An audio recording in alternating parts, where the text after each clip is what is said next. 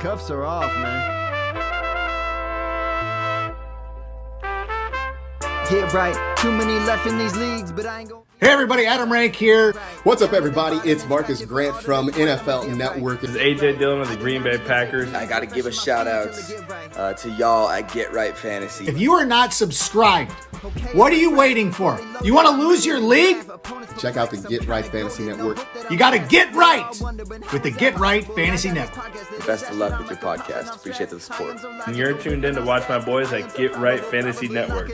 Get you right. Enjoy the show. Marking nothing, but I tune in every Friday. Strategies provided, I will lock in every way. So go and roll your sleeves up. Yeah, don't roll your sleeves up. And I'm getting down, cause I roll my sleeves up. And I'm getting right, cause I roll my sleeves. I love that intro, man. What up? What up? What up, world? We are back. I'm Anthony, aka Rasta. This is Get Right Fantasy Network, and I'm here with my boy Fish and Frank for the Wednesday show. How's it going, Frank? How you doing? What? Doing good. Yeah. Sorry, man. We missed you guys on Monday. We had kind of life coming up, like one of the few shows that we actually missed, but we're here for you today to talk buy, sell, trade for our roster management. And as you guys like to know by now, or I like to call it the Rasta Management Show. So that's what we're here for, man. Talking trades, who we're buying, who we're selling. And we're going to get it going, man. So for those of you guys who are new to the channel, we are here normally on Mondays to do our overreaction and waiver wire targets. We give out our game balls, discuss top performers of the weekend. So that's always fun. Then Frank and I come back here again to do roster management on Wednesday nights. Friday nights, Classic Mike and I go through game by game, and we do our start-sit show. So we're telling you who to start, who to sit for those upcoming games. And for anybody that we can't answer those questions for start-sit because we're waiting on, some of those last-minute injuries on the actives, inactives, Classic Mike's here for you guys on Sunday morning, leading you right up to kickoff to get your lineups right. So if you happen to be watching this later, not watching it live, make sure you guys go hop down in the description. I'll have the timestamps in there with the chapters, so you guys can kind of just click through to get the information that you want, because we'll probably go on for about an hour or so here, maybe a little longer. We all know it's usually at least an hour and a half, 2 hours. But we're trying to work on that. But we're here to answer your questions, man. Most importantly, make sure you guys drop any questions you have, comments, anything you want to contribute to the show. Drop them in the chat. That's what we're here for. And if you have questions after the fact, if you're just watching the recording later, leave a comment. We'll get your questions answered there in the comments. Or, of course, you guys can hit us up directly on Sleeper. You guys know me at Rastafarian, and Frank. It's all in the description. So just go on there, check it out. We got all the info in there. That's what it's there for, man. David Ramos already commented on that fire intro. Yeah, the intro is what's up, man. It gets me hype. Like, I was just telling Frank, man, I had a nice steak dinner tonight. Already had myself a beverage of choice. I was like in the zone, man. I was ready to knock out. Then I hear that intro, man, and just perks me up. I got a smile on my face, and I'm ready to go, man, and talk some fantasy football, especially after missing the Monday show. Got a lot of stuff to talk about here. So again, still in shock from the 49ers losing to the Browns. That's what happened. Yeah, that's part of what it was. It was hard to muster up that courage after getting the first defeat of the year. So I'm not going to lie, that probably had a lot to do with it too. But yeah, man. So yeah, that was brutal, man. We even with everything that went wrong, we still had a chance to win, and our rookie kicker missed it. So, but if you guys remember, I was saying I knew this was going to be a trap game. I was like, if anything, I kind of wanted them to lose that game, just to kind of get that whole undefeated talk out of the way, and so much hype about after the Cowboys Niners game. It was just like we needed kind of that come down to earth check. And just get us right to set us on that right path, hopefully towards the Super Bowl here. So, it was is what it is. Had their drink because both you guys and the Eagles went down, so they're no more undefeated. So yeah, that was good. It was nice. At least we both went out. Yeah, we both went out at the same time. So that was definitely a good thing, man. So if you guys are in here, if you're watching, make sure you guys hit that subscribe button for us. As you guys probably saw, we just went over that 1,000 mark. So again, we can't thank you guys enough for that. It's been an awesome journey. and hopefully on to 2000 and beyond from here. So again, don't let us be the best kept secret. Let people know about us here at Get Right. We want to have a man come hang out and come join the fun. And we will have a giveaway video soon, right? And Yeah, we gotta tell the give people away about it. the ring for the 1,000 subscribers. So hopefully, when we get the whole gang together, we're gonna have the ring here that we're trying to give away for the 1,000 subscribers. And I think you need to have subscribed to all three podcasts.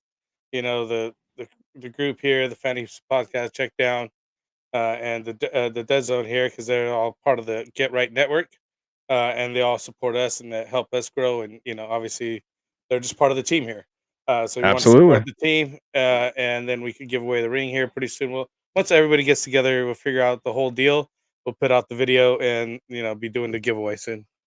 Absolutely. It's coming, man. And again, we'll throw that ring up again, man, because that's awesome. Customizable ring from our boys over there at trophysmack.com. So, Frank, why don't you tell the people about Trophy Smack and what else you can find over there?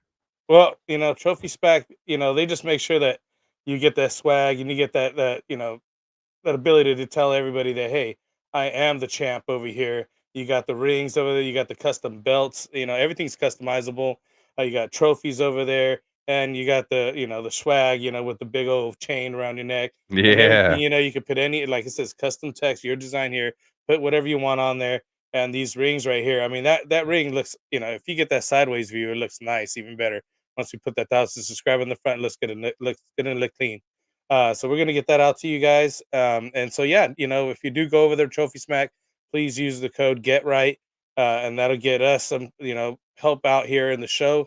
And support us by supporting them, and everything comes around. So it's good things. Those guys, we're gonna have the ring and possibly something else give away in the future, and we'll be using Trophy Smack exclusively. Absolutely. That's the way to get it, man. Well said. Well said. See, I like it. We don't have to hear me talk the whole intro, man. I like you get in there, throwing the promos out there, man. Yeah, absolutely, man. Make sure you guys go check them out. Take your leagues to the next level. Get one of those extra items in there that you can keep forever, man. Those are awesome. All right, so show rundown. As you guys know, here on Wednesdays we do our Thursday night start sit preview for the Thursday night game, Jags at Saints. So that should be an interesting one. Of course, we'll get into the news topics, injury updates, everything going on in the league that we should know about that affects us here in the fantasy world. And then, of course, we're going to go through our buy, sell, hold trade targets. So we'll kind of throw some names out there of the most traded people that are happening right now, and we'll let you know if we're buying, if we're selling, or maybe if we just want to hold on to those guys. So definitely keep in for that. But more importantly, we're here to answer your guys' questions. So make sure you guys drop them in the chat, which we see is popping off already here. So we're going to get to those here shortly, and hopefully that'll take us through the end of the show. So without any further ado, man, let's get into some Q&A. What do you think? Well, I mean, I think we should go to the preview, because Xavier Ramos, one of the first questions here is, any thoughts on Thursday night game? Have both Kamara and Etienne. All right, well, let's do it, man. Into that, you know what I mean? Like the Thursday Perfect. night. Here you go. There There it is. Thursday night preview, man. We got the Jags at the Saints. We have the Saints coming in as 1.5 point favorites with a 39.5 point over under. So not expecting a big time game here. We know the Saints have pretty good defense. Jags, kind of been struggling on the offensive end. But as far as ETN goes, well, let's just start with the quarterback position. More importantly, Jags quarterback Trevor Lawrence right now dealing with that knee issue. Had the brace on all week. He's been listed as questionable. He's saying he's optimistic that he's going to play here Thursday night against the Saints, but he said, of course, we'll have to make that decision on Thursday. So it looks like it will be a game time decision. So, as far as quarterbacks go, it is going to be a tough little matchup there for Trevor Lawrence against that defense, Marshawn Lattimore. And, they have a good run stopping defense. But as far as the quarterbacks here, I think you're in a position where you kind of have to start Trevor Lawrence unless you were able to pick up someone like, Tua or Cousins or, someone like that you feel maybe a little more comfortable. But with 6 teams on a bye this week, if he's active, you probably got to go ahead and give him a start. What do you think? Oh, and I'm probably sitting Derek Carr, if, in 1 QB leagues, you probably have to fire him up in 2 QB leagues. Yeah. Getting a little better with that shoulder. But yeah, what do you think here for the quarterbacks? I have Trevor Lawrence in a couple leagues, and it's tough, man. I might have to sit him and try to find a different option because it's just an early game, and you don't want to have that guy go down on you. Now you have a big fat zero at your quarterback spot, so you kind of got to err on the caution side if you could get somebody off the waiver wire, which is like you're saying with this buy NATO happening right now. It's crazy because everybody's and their mom's out there trying to get a backup for wherever they have down, or on a buy. So you're just having extra competition aside from having the guy that's injured. Um, so I'm gonna go try to see who I can get and do just fire somebody up instead because it's just too early in the week. Game time decision. I mean, you're gonna find out what early tomorrow, and hopefully he's playing. I mean, I don't know if there's going to be any news pre the game, but you're going to have to be on top of your team and saying, yeah, I'm firing them up or not. And I'm erring on the caution side and saying, nah. Because he said, that's what players say when I want to be optimistic, but he didn't say I'm playing. You know what I mean? Like, right. Optimistic is, hey, I want to play too, but yeah. Right. Biggest thing, you got to be able to protect yourself as a quarterback. Of course, if they don't feel like you can protect yourself, they're not going to put you out there. So again, we'll have to find out what the extent of that is. Right now, as far as versus quarterbacks, looks like let's see. Looks like the Saints are 26 versus quarterbacks right now, allowing only 15.4 fantasy points per game. Or is this in 4 point? Hold on, I'm going to make sure it's yeah, that's only 4 points. So 17.4 points per game and 6 point per passing touchdown leagues is all they're allowing. That's 1, 2, 3, 4, 5, 6, 7, 8th best against quarterbacks against the Saints defense. The Jags are number 6. They've given up the 6th most points to quarterbacks on average, 21.0 fantasy points per game, a little more in 6 point. They've given up 20. Let me just fix this here. Let me put it to 6 point. So they gave up 22.9 to Anthony Richardson week 1, 25.2 to Pat Mahomes week 2, 24.6 to CJ Stroud in week 3. Gave up only 8.2 to Desmond Ridder, but then gave up 31.8 to Josh Allen, and then only 11.6 to Gardner Minshew last week. Again, that's the Jags defense versus quarterbacks there. So maybe Derek Carr could be a play, if you're in a situation there, quarterback with all the buys and injuries, that are going on. So, his weapons are healthy. Olave, Rashid Shaheed's been looking nice. Mike Thomas, basically, floor and the ceiling is basically the same. He's giving you around 9 to 11 points a game, PPR points. So, let's talk about the running backs. Like you said, who had the question there about? Oh, it was Xavier. So Xavier saying about Etienne and Kamara. So are we firing these guys up this week? Oh yeah, I would. I'm not worried about Jaguars defense against running backs. And I would be a little bit concerned about Etienne against the Saints because the Saints do have a pretty good defense. Second best. Yeah, that's what's tough about it. But against just second best against running backs in general, and I mean, there's only been one or two running backs that have got double-digit scoring on them. Only one, Derrick Henry, 12.9 week 1.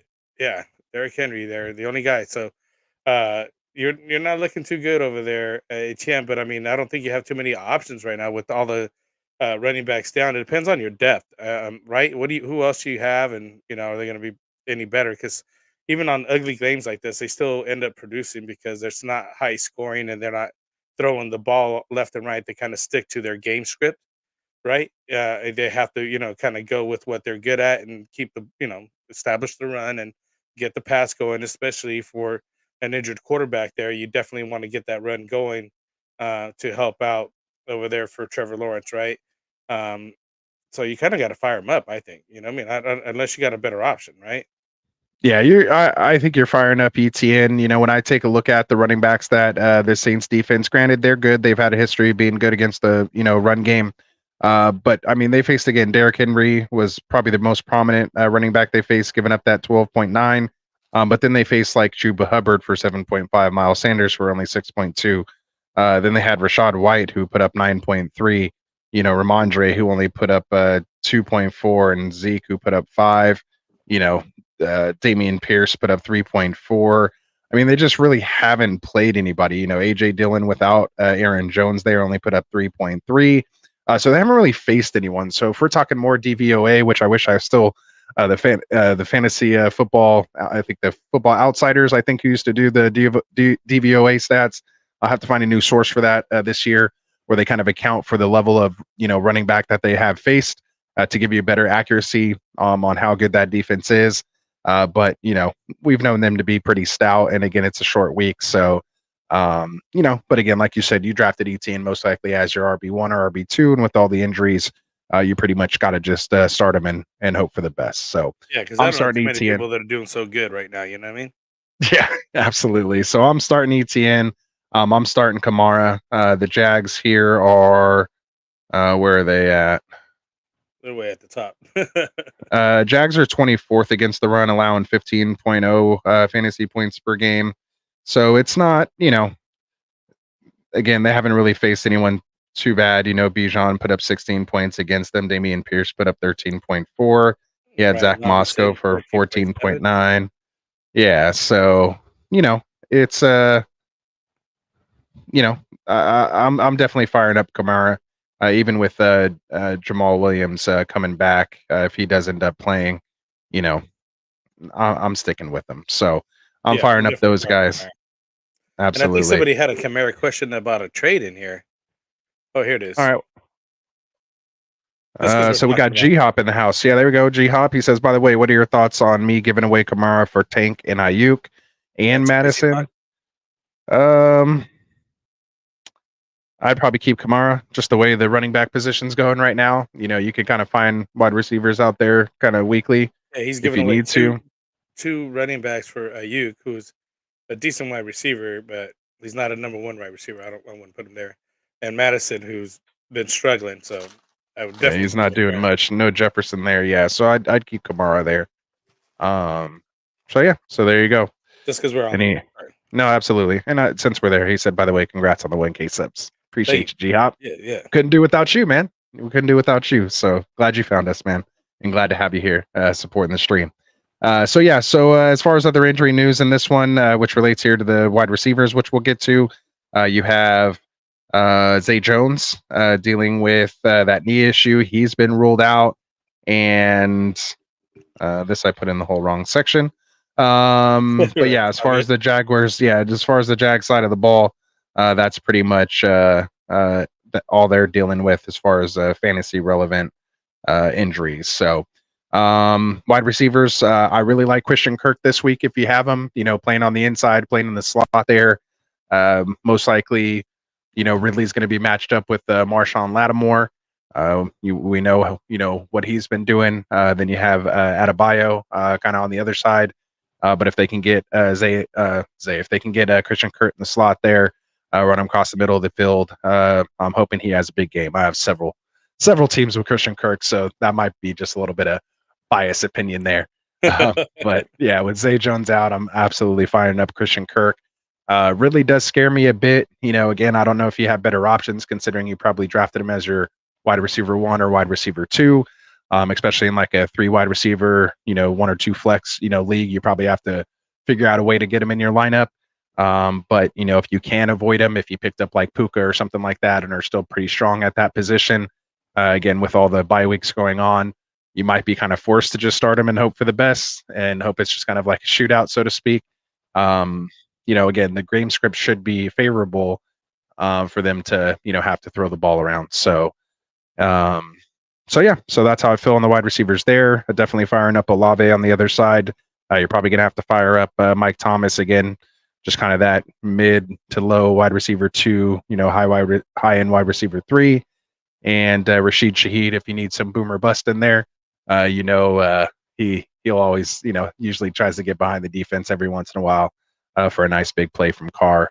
Again, with Carr being a little more healthier now, hopefully that connection still continues if you have him. So what are you thinking as far as wide receivers? anything you agree or disagree with there? I agree with them. Saints is not that terrible against the wide receivers, and most of them have scored all right with against them. So I would definitely go around and fire them up. Hopkins, Thielen, Dobbs, Godwin, and Collins all got double digits on them. So I would go ahead and fire up your guys. I wouldn't go too deep, like you mentioned, because some of those guys would probably not be producing, but your number one should be all right. Yeah, so that's definitely fire them up. There we go. All right. So tight ends, we're firing up Evan Ingram for sure. Definitely have him as a top 12 play this week. And on the other side, Juwan Johnson's still out dealing with his calf, I believe it is. Basically hasn't played almost all year. Maybe week 1, but I don't think he's played at all yet this year. But what do you think about your boy Taysom Hill actually getting the most snaps he's ever seen as like the true, almost like a slot / tight end player, but like he was being targeted like 5-10 yards down the field, man. Yeah, he's still a slash player, dude. I love that dude. He's just a baller, man. I know he's you just a baller, dude. I don't know what's up with that guy, but he's just a baller. I like a guy. He got some nose for the end zone. He's just got talent. Shoot, I even seen him in the Wildcat or something else that they did the other day over there at the Saints. So they keep putting him in at quarterback. He's still designated QB / tight end. I actually put him in a QB this week because I think he might have a good shot at doing something crazy over there. Jacksonville doesn't have the greatest defense, so they might fall victim to this guy because he is speedy, fast, and got, like I said, he's got a nose for the end zone. So watch out. I like it. Ooh, I like it. There you go. Hot take right there. Absolutely. All right, so that'll wrap up our trades over here. Hold on, because it's still coming up. Should I trade B-Rob and Puka for Kamara and Drake London? Let's throw that in there for Fletcher Cox over here. I wasn't going to officially go to the Q&A, but I was going to just wrap up the. I just wanted to because it's part of the same game. It was good, yeah. See, I appreciate you scoping out the chats like that. That's what we need, more of that production side of things over there.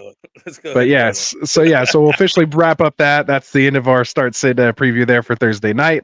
We'll all be tuning in. So yeah, like Frank said, let's get into some of those chats.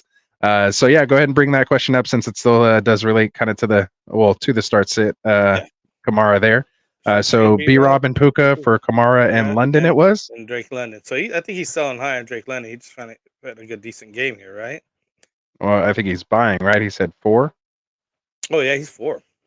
So I think the other guy's selling high, though. Because I know you like B-Rob. Yeah, I like B-Rob and Puka. So for me, I'm keeping the B-Rob and Puka side of it. I like getting Kamara. I think it's definitely an upgrade over B-Rob, but the downgrade from Puka to London is just a little too much for me. So yeah, if you can change Drake London into maybe somebody else for Puka, or just maybe do B-Rob and somebody else for Kamara and London, then I'd be open to that. Yeah. Take Puka out of the equation, do B-Rob and another wide receiver, and then take Kamara and London. You'd be fine. Yeah, it'll be evened out, but a little bit more. Yeah, depending on who else you have. Like, I would do it like if it was like Tyler Lockett, or even though like as much as I like Lockett, I just think, Puka, especially if it's a PPR league, you don't want to get rid of him right now. Stafford looks like he's dealing. Cooper Kupp is going to be a thing. People are going to start rolling coverage to him now that he shows he's healthy. So Puka should be able to, and he's the bigger target. So he gets, as much as he missed, he dropped 2 catches in the end zone. Like he had 2 almost touchdowns. Since Kupp's been back. The drops are terrible this year. I don't want to mention that. Yeah. So catch the ball. But we're talking about a guy who's had the most catches in this, in the first 3 or 4 games or whatever it was in his career. So it's not like he has a problem catching the ball. Yeah. It was just barely missed a couple of those drops. He folded under one of them, the ball kind of popped out, and then the other one he just barely missed. So yeah, I like how they're using him, especially in the red zone. And again, with Kupp back drawing that coverage, it should absolutely open things up even more for Puka. So he's just someone I kind of want to hold on to. So yeah. So for me, it's B-Rob and Puka. Which side are you taking on that one? Oh, same thing. I'll keep B-Rob and Puka, but I do like that you're going after Kamara. So yeah, figure it out. We'll try to get something done for Kamara if you can. Yeah. All right. So we'll back up here. Go to the top of the chat. We have LeBron in the house. What's up, LeBron? How's it going? First one in here tonight. He was asking if we're starting soon, but everybody was waiting on me here. So, hopefully waiting on Ant here. So we were getting into that. And then he asked, Yeah, he asked, what should I be doing with Kirk Cousins now? Feel like he's losing me matchups. Do I trade for another quarterback? Do I pick one up from waivers? Do I bench him? What do you do? So LeBron, obviously missing Justin Jefferson, it's going to take a while for them to adjust that offense. Obviously, so much was built around him. 10 to 12 or more targets per game.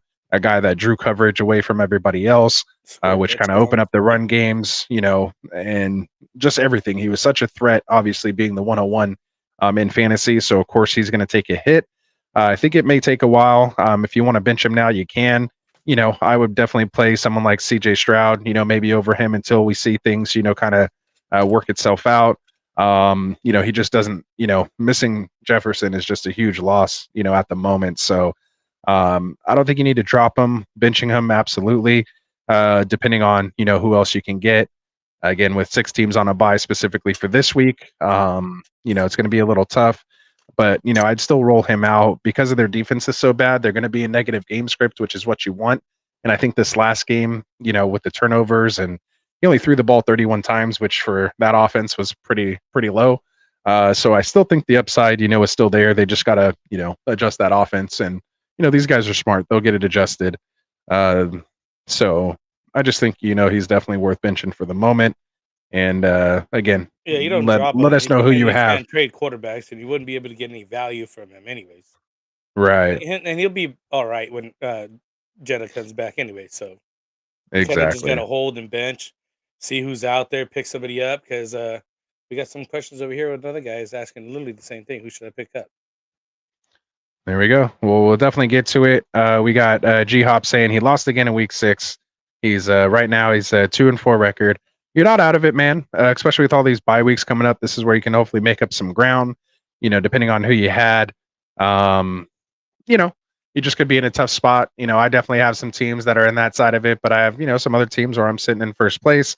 So it all just kind of depends. It's been a injury riddled kind of start of the season here. So hopefully things kind of just smoothen themselves out. Hopefully you're staying aggressive on the waiver wire, and keep those opportunities for trades.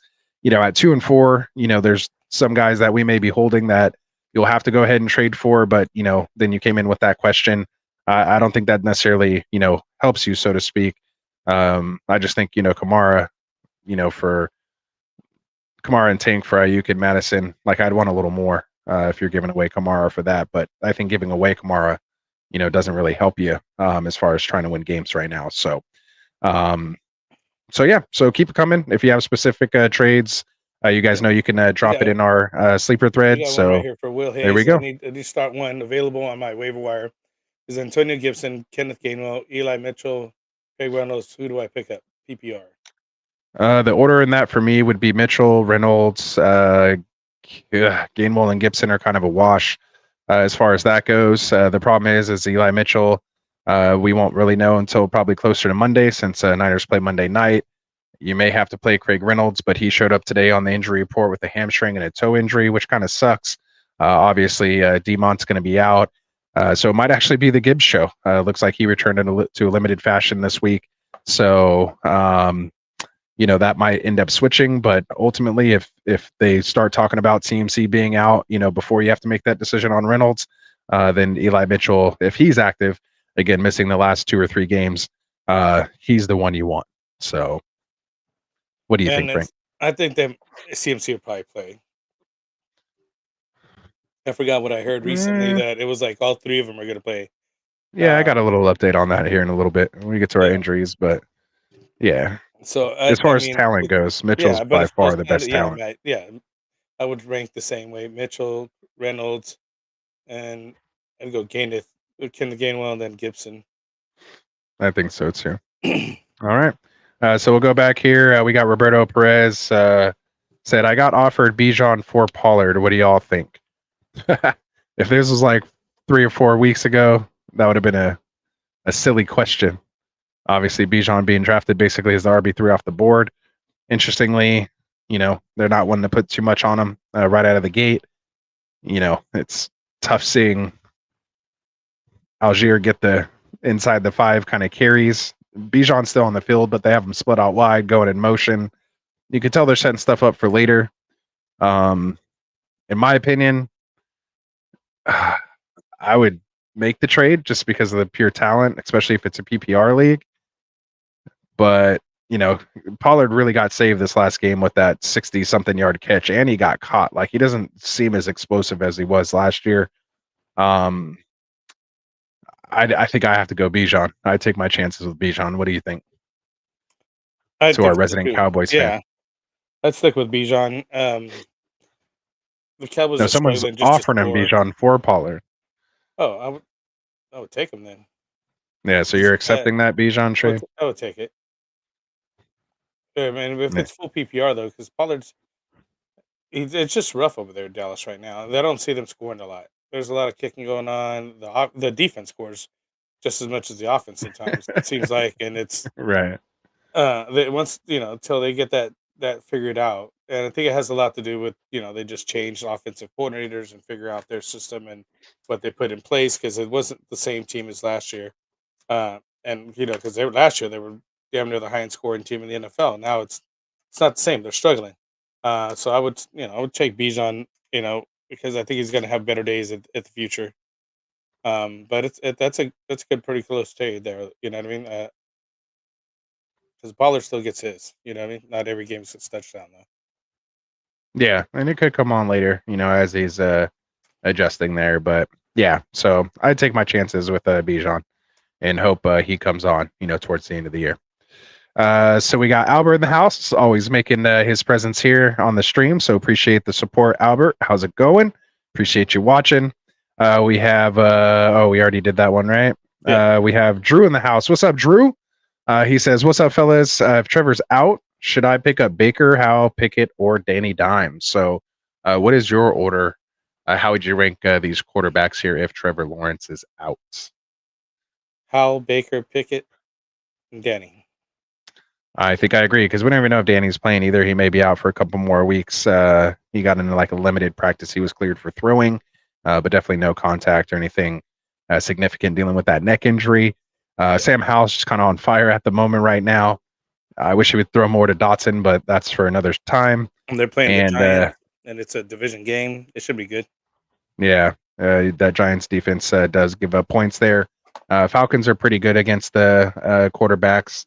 They're 20th right now, allowing 16.8. I think I have it on 4-point right now. Yeah, he's talking 4-point anyways. So you don't have to. Oh, it was 4-point? Oh, perfect. Yeah, even better. So yeah, 16.8. Oh, there it goes. Boom. So in that case, yeah, give me Howell, Baker, and you get the rushing upside with Howell as well. Baker, then Pickett, and Danny Dimes for me, Drew. So appreciate you coming out, brother. Enjoy the show. Let us know if you got anything else. We have a LeBron asking, who do I play in his flex? DJ Moore, Ridley, Mike Thomas, Rashee Rice, or Jacoby Myers? So how would you rank those guys? I play my flex. DJ Moore, Ridley, Mike Thomas, Rashee Rice. I would take it just how he has it. Literally, no, because Myers would be above Rice. Rice would be the last guy. I'm going Jacoby Myers first for me. Then I would probably go, if you need some floor, like what you're getting. Oh yeah, DJ Moore. You got, Fields is going to be out this week, dealing with that thumb injury. He's on the wrong side of doubtful.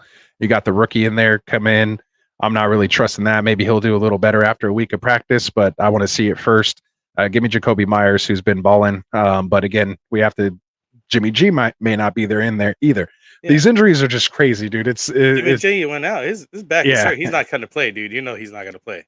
Yeah. So LeBron, with all the guys you have in question here, with all the injuries and everything that are going to decide, like if you want to throw Ridley in there, on Thursday, I understand how or why. Just make sure you don't play him in the flex. Make sure you play him in your wide receiver position to give you more flexibility come Sunday if you need to. But the other guys, like I want to see what happens. Like I like Myers there. Rice. Like Mike Thomas is like your safest play. He's gonna get you 9 to 11 points there. It's like your base right there. Yeah, like you're almost guaranteed that. Again, against this Jags defense, so. Yeah, I would say just based on what we know now, I would probably go Mike Thomas, Ridley, then Myers, Really? then DJ Moore, then Rice, just because I'm not still quite sure what we're getting out of Rice. I'll take DJ Moore, Myers, Ridley, MT, and then Rice. Yeah, that's tough, man. You got a lot of guys attached to hurt quarterbacks right now that we're not really going to know, a lot about. So you might be forced having to play Ridley or Mike Thomas when I do like a couple of the other options better. So that's a tough one, LeBron, man. So hopefully you make the Saints defense over there. Yeah, Ridley and Mike Thomas are both playing tomorrow night, so that's why it's a tough question there. So you could wait it out and see if Jimmy G plays. I mean, maybe he'll be good with Brian Hoyer. Obviously, Rice, connected to Mahomes. He's starting to break out a little bit as well too, but he could also put up like 3 catches for 30 yards. That's very well within the realm of possibilities. So again, just depends on again, it's your flex. So if you want to take a little risk. Maybe you go with Rice, and if you see Jimmy's not playing, then you can go maybe more Rice there. If not, your safest bet is probably Mike Thomas tomorrow night. So if you just need some kind of guaranteed points, but he's not scoring 20 or 30 for you, whereas like Myers or Rice could potentially go off of that just based on their Rice usage. Get you a touchdown. Yeah, he's going to give you 20. Nah, he might not give you. If he scores 20, I mean, he might. He's going to give you double digits, dude. That's it. Get 10. He's like right there with Mike Thomas. So, yeah. And then just more, I'm kind of sitting this week altogether just because I don't want any of that. You're just scared. Rookie quarterback situation on a terrible offense anyway. That Fields was just barely starting to do something with. And of course, he gets hurt. Moving, right? Yeah. I wish he would have he tried to throw the ball and went down and just popped his finger out, popped it back in. That was crazy. So, yeah. I'm going. Yeah, it was tough. All right. So good luck there, LeBron, man. Hopefully he'll get something going. So he says he's planning on picking up CJ next week after his bye. So does he pick up Geno Smith? I don't mind Geno Smith this week. This is basically Geno or Kirk this week. Yeah. I don't know. I don't mind Geno. My opponent has Doc. T-Hawk. TJ Hawkinson? No. Oh, I was thinking, who is T-Hawk? Maybe T-Law? I don't know. I don't know. Yeah, clarify that. We'll move on. His question is, do I go with Geno or Kirk? I think I'd go Geno this week. Yeah, they're going up against the Cardinals. Yeah. That's what I'm firing up is Geno because I have Trevor Lawrence in one of the teams and just gotta move on Trevor. Again, it's too early this week, and I don't think he's going to play on the Thursday, so. Mm-hmm. And you got Kirk going up against my Niners D, so you don't want any of that. So yeah, definitely fire up Geno against Arizona. Much better matchup. Has all his weapons. So yeah. So there you go. Let's see. We got Andrew asking Derek Carr or Russ this week. I'm gonna go Derek Carr on this one. Carr. Yeah, that one was pretty easy. Carr also. There we go. He's 6 at. How are you 6-1? Have we played 7? Isn't this week 7? Yeah. I don't know. Maybe it's 5-1. He's 6-1. We haven't played 7 weeks already, right? No. Either way, it's a 10-man. He has JJ and Achan in the IR. He's stand still on trading them. He has Olave and Gabe Davis starting with Rice in the flex. I think those guys are decent.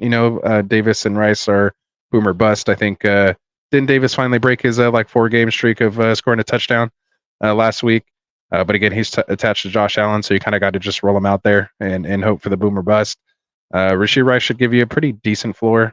We'll see what the Mecole Hardman signing does potentially to Rice's playing time, so that's just something to look out for. But if you're sitting at just one loss right now in a 10-man league, again, 10-man, you want to have that talent, so keep JJ and A-Chain, and hopefully you built up a nice enough lead. Now, if you were 1-6, in this case 1-5. Yeah, then you'd have to probably do a trade. Then I would have to do the trade. Yeah, you're with one or two losses. I'm holding on to JJ and Achan right now, because those are top 3 guys when they're healthy and they're back. So absolutely. To ask you about what's up, Neanderthal. I do have some Debo news here. He says none of the injuries to 49ers standout CMC dealing with that oblique, Debo with his shoulder, Trent Williams with his ankle are considered long-term. Each has a chance to be ready for Monday night's game at Minnesota. though the work week will help determine who can go. So we'll know more on Friday. So I know you'll be here on Friday with us, Neanderthal. So just come check us out on Friday, and we should have a better idea. But more importantly, probably a classic Sunday morning show is when we have to pull in, because again, they're going to be releasing more information since they don't play until Monday. They're kind of a day behind everybody else, so we may not have the full idea on who's going to go out of the Niners there. So just stay tuned, and we'll see. We have FF Season in the house. What's up, Season? Always great when you can catch a stream, brother. How's it going, man? Appreciate you coming out for the support. He's been with us since Season 1, man. So always nice to see these guys that were like part of our first like 100, 200 subs. Now that we're sitting at 1,000, man. Yeah, coming out here. So absolutely. But Roberto says, go ahead. Do you all think I should start Rashid Rice or Christian Watson at the flex? Watson's back. He said it's fully healthy, and I would fire him up over Rashid Rice. I know that they're both boom or bust with the touchdowns, but he's getting a lot more looks, I think, over Rice. Yeah, they're playing against the Broncos. 20% target share that he starts, and I forgot the numbers of how often he's on the field, but it's not often, and it's not much. And Christian Watson's on there like every play. So I'd go with that guy. Yeah, he could see some Asante Samuel Jr. This week, but they put him in motion. They have him run crossing routes, things like that. Dude's just a big dude. We've seen him get horse collar tackled. From 60-yard, plus touchdown that he could have scored. That dude could hit a home run anytime he catches the ball. He's definitely someone. I don't think Rashid Rice is at the point now where he would be startable over Christian Watson. So there you go. Oh, and he was saying it's T.J. Hawkinson is who he had. His opponent. Yeah, and Xavier. I don't really. 7-1. Yep. Okay, there we go. But he's picking up Gino. Have to drop Rice unless you think I should drop MT instead. Ooh, maybe just drop Kurt. Ooh, yeah. Nobody's gonna pick him up. Yeah, I mean, I doubt someone's gonna pick him up. So, maybe with people on a bye, maybe they might swoop him up. Depending on if you have like waivers, you could do that cheap little trick where you drop somebody like at 9:55 or whatever time your game starts. 3 seconds before the game start, man. Yeah, the clock, literally 1 minute. Boom, boom, and then that minute they don't have enough time to log in and do it. Trust me, they don't. Yeah, by the time they get that notification, hopefully lineups are locked and lineups will be locked by then. I've done it. At least you give yourself give yourself a chance to bid on them or put a claim in next week if you want to get them back. Exactly, but yeah, if you're kind of thinking and about dropping them, and Gino has a decent matchups, coming up. Granted, as it gets a little later in the season, it's kind of tough. He has a pretty tough run. We ran through those matchups, I believe, on last Wednesday. Yeah. But yeah, I mean, I guess you could try to drop Rice, but someone's probably going to pick him up just to try to stash him. So, and you can't drop MT because he's just walking kind of points right now. So, honestly, if those are the three options, I guess you would say you have Rice, MT, or Kirk. I'm honestly leaning Kirk at this point. So, yeah. And he says he'll try to get CJ Stroud next week anyway. So, yeah, especially if you're going to go after Stroud and hold Gino and Stroud, just kind of let Kirk go for now, and, we'll see what happens. So, yeah, then shoot for CJ next week and you'll be fine. Yeah, and he's saying it's a 10-team league, so people already have their good QBs. Especially if it's a 1 QB league, you should be fine dropping Kirk. Yeah, especially a 1 QB league. In the 10-team league, you don't have to worry about it at all, dude. Absolutely. All right, so we're caught up in the chat there. So we will get on to our full news and notes here. Some of the stuff we've kind of talked about here already, but we'll get into it. So we'll switch over our little banner here because that helps me with the. There we go. Helps me with the timestamps. There we go. And so let's get to it. News topics and injury updates. The big one here today, Cardinals quarterback Kyler Murray was listed as a limited participant on Wednesday's injury report. The Cardinals opened his 21-day practice window. Cardinals coach Jonathan Gannon confirms that Josh Dobbs will start against the Seahawks in Week 7, despite Kyler Murray returning to practice. He's not expected back until at least Week 8 at the earliest. We kind of talked about it. I'm sure you heard me, talk about it in our one of our league chats. My opinions on it. You know, I just don't know like how that's going to work. Like in my opinion, like we'll see what happens. Obviously, he's a potentially a top guy there. But what are your thoughts on Kyler Murray, Frank? I think that if he's healthy and he comes back, they're going to fire him up because they're not having a bad season, and it's too late to tank it. They tried to tank it and it didn't work. You know what I mean? Like, and I think that because of that, they're going to have to kind of play it out. I don't think I don't think if the season's lost, I don't think they're going to go to Super Bowl or anything like that. But I mean, why would you still continue to sit him though? You know what I mean? Like, I don't understand that logic. I don't understand what you mean by keeping him healthy, but still, like, Again, he just has to be able to protect himself, right? Like a lot of his game was being able to scramble, move the pocket, manipulate the pocket. Obviously, he tore his ACL running. You know, open field, non-contact, made a cut. You know, that's what you have to worry about is when yeah, guys kind of get in that mood. You know, in that mode when they're in game mode, guys literally chasing them down. You kind of forget about your limitations, and you may step wrong or do something, and you know, that's just what I'm worried about, you know, with the re-injury. But again, you know, yeah. the advances in science and medicine here. If he's been sitting on your wire and you want to take a shot at him, I don't mind it. And I got a you know, league. I'm for gonna the take a most, shot at him. I'm just like, yeah, whatever. I'm in already my losing opinion, anyways. right.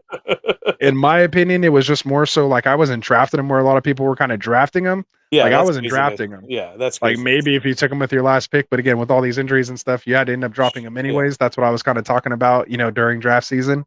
Like just use that on another player right now, because we know those injuries are going to happen. So you know, and then the big thing I was talking about was his matchups that he has weeks, you know, week fifth. Well, first he has a week 14 bye. So let's say they say he's ready to play week 8. You're not starting him week 8 out of the gate. Probably going to want to see a game or two depending on how he looks. So maybe you're able to start him week 9, week 10. You know, there's only 4 more weeks in the fantasy season. yeah. Not Week to 8 is no mention, good against the Baltimore Ravens. That's not a good matchup. Then he goes against the Cleveland Browns week 9. So there's two hard defenses to play against right off the bat. Then you get I'm not easy even starting him week 9. Like maybe week 10 with is the where you might feel Falcons, comfortable. and then the Houston Texans, and then the Rams, and But then he has a bye week. This is then what I was there's no getting at. bye So week. here's Yeah. my take. You're taking away my take. Let me say my take.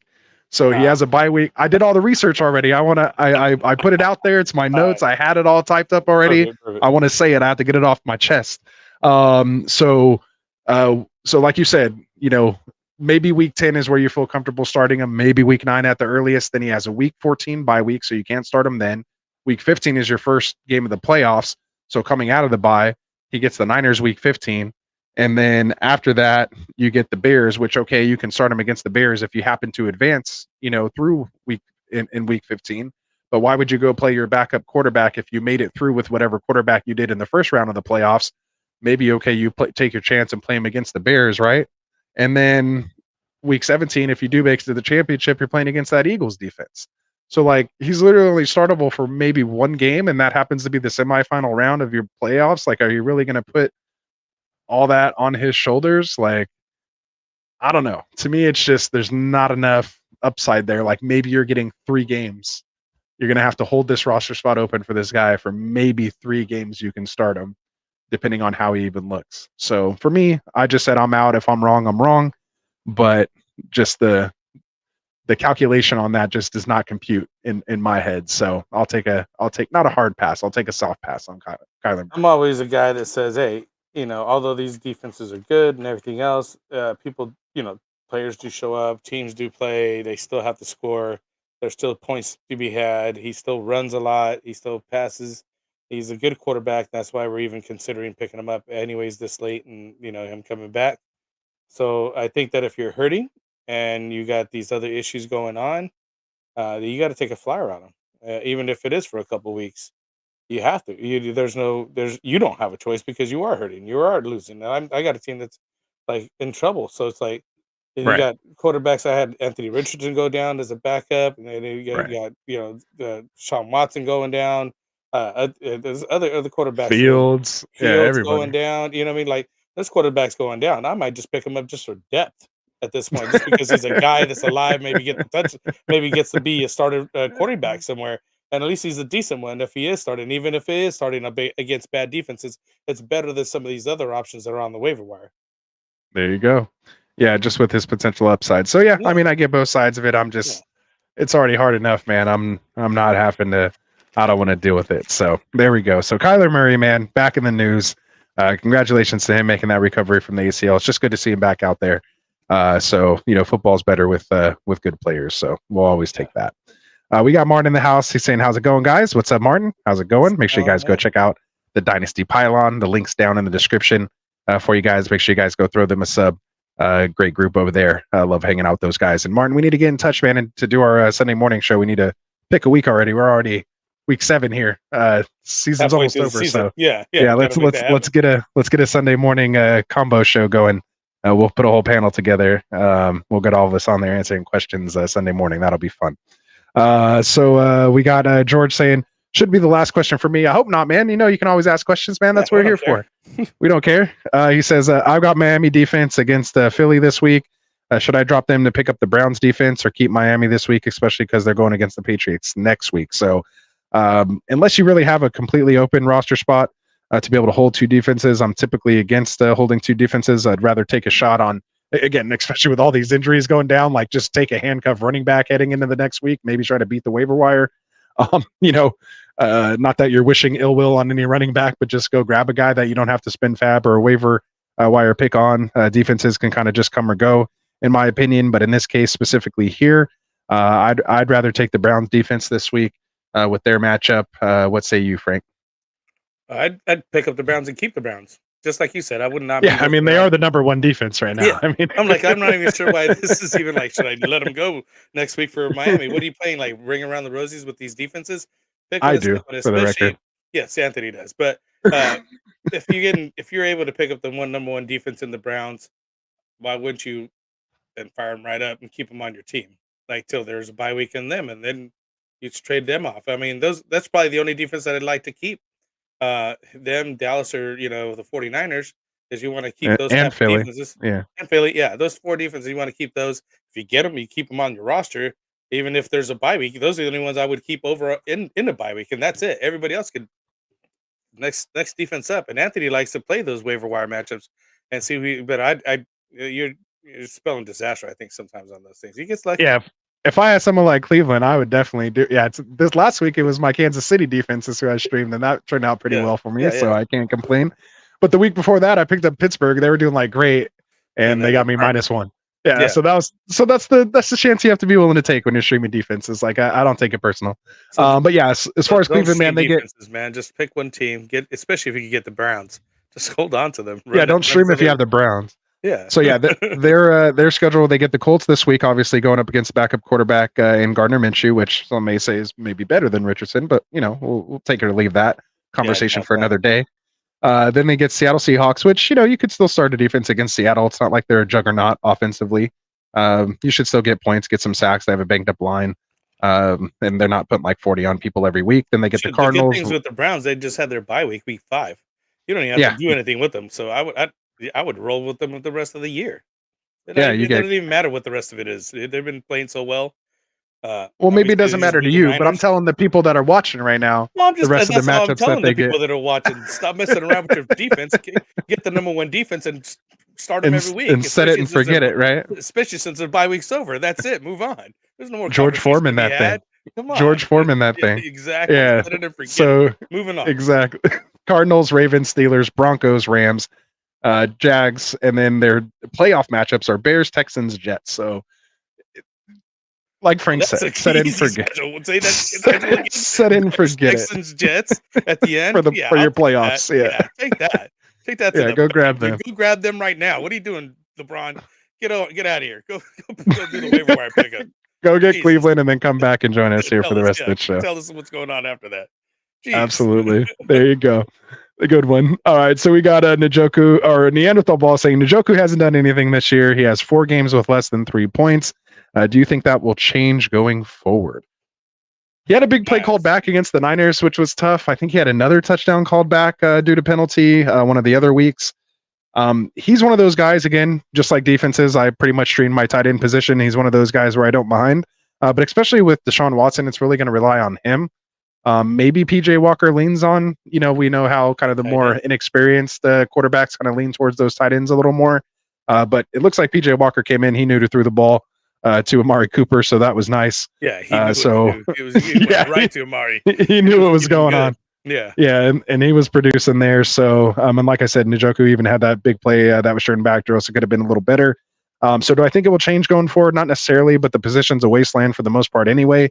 And he is one of the better options. I mean, unless you have Kelsey Andrews, Laporta, Evan Ingram, like the Hawkinson, like even Hawkinson, right now hasn't even done totally great. But like I said, like he's one of those guys where if I have him in there, I'm not like worried. Like I'll just put him in and you just kind of live with the result. Hopefully hopefully you have some other guys that are making up those points somewhere else, or you just keep playing kind of that, matchup game. So I don't know if that truly answered the question there, Neanderthal, but but that's kind of my feeling. We don't think he's going to like do anything. I picked Njoku up. Yeah, I picked Njoku up, and I'm starting him this week, so I'm firing him up and see what happens. So I feel more comfortable with him than whoever else I had. I think I had Tyler. I think I'm starting him over Tyler Higbee this week, just with Puka and cut back. Like Tyler Higbee just basically like disappeared. So I'm gonna give him shoot for Gerald Everett, see if he gets a touchdown.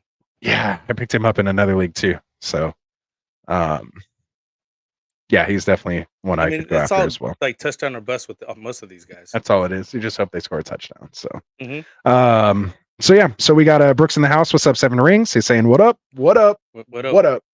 How's it going, Brooks, man? Good to have you here, man." He says, Rasta knows this, but I traded Keontae Ingram and Foreman for Tank Dell. He's feeling good about it. So we talked about this today. So I'll give you, Frank. Did I steer Brooks wrong here? Or you think I helped him make a good decision here? What do you think? Ingram and Foreman for Tank Dell. I would go for that. Those are waiver wire guys that you picked up anyways. That are only relevant for a couple weeks. Yeah. Yeah, exactly. Then once the starter comes back, James Cook over here, not James Cook, Connor. James Conner. Back, there's going to be afterthoughts. Tank Dell is going to be rocking it solid. You're going to get way more fantasy points out of just that Tank Dell. Yeah. So that was my thoughts. Yeah, that was my thoughts exactly. So hopefully we did good there for you. So he says, I picked up Craig Reynolds from the wire, thinking of flipping him to the Monty owner, but also could start him this week or next week. So yeah, just depending on the Demont injury there. And himself, considering he got that hamstring and toe injury right now. So just something to kind of keep an eye on. And if you start to get some good news, then absolutely go after the Demont owner. The Browns defense also. See, look, that's what there it is. There you go. See, we're doing the things over here. All right, we're rolling those sleeves Browns up. Defense, LeBron. There it is. Yeah, see, that's why he's not here anymore. He's picking up that Browns defense at the moment. The defense real quick. Yeah. All right. Good stuff. All right, so we'll keep it going here with the news and notes. I know we kind of went into the chat there. That's what we're here for, man. Make sure you guys drop your questions or comments in the chat. That's what we're here for, man. So again, we finished up with the Kyler Murray news. Also kind of mentioned it earlier, but the trade, Jets wide receiver Mecole Hardman now being traded back to the Chiefs. So we'll see how that ends up turning out. What do you think about this? You think there's an impact here to Rashee Rice? You think he gets worked in there as a potential number one receiver, considering he knows the offense, or you just think he's just another guy over there? He's just another guy over there, man. He's going to be another guy that he'll get a touchdown this week, and it'll be a different guy the next week. And till there's a true number one over there, it's just a fodder aside from Kelsey, right? All right. So you leaving him on the wire if you see him there? No reason to pick him up, or chase after him? Nah. I mean, if you got room and you want to see what happens, and I still don't think it's going to be consistent. You know what I mean? Yeah, and I doubt he plays this week. If anything, it might be next week. But I mean, again, considering he knows the offense probably already, he might get some snaps this week. No, I'm surprised you had this other one here. He wouldn't pick them up. Good job, LeBron.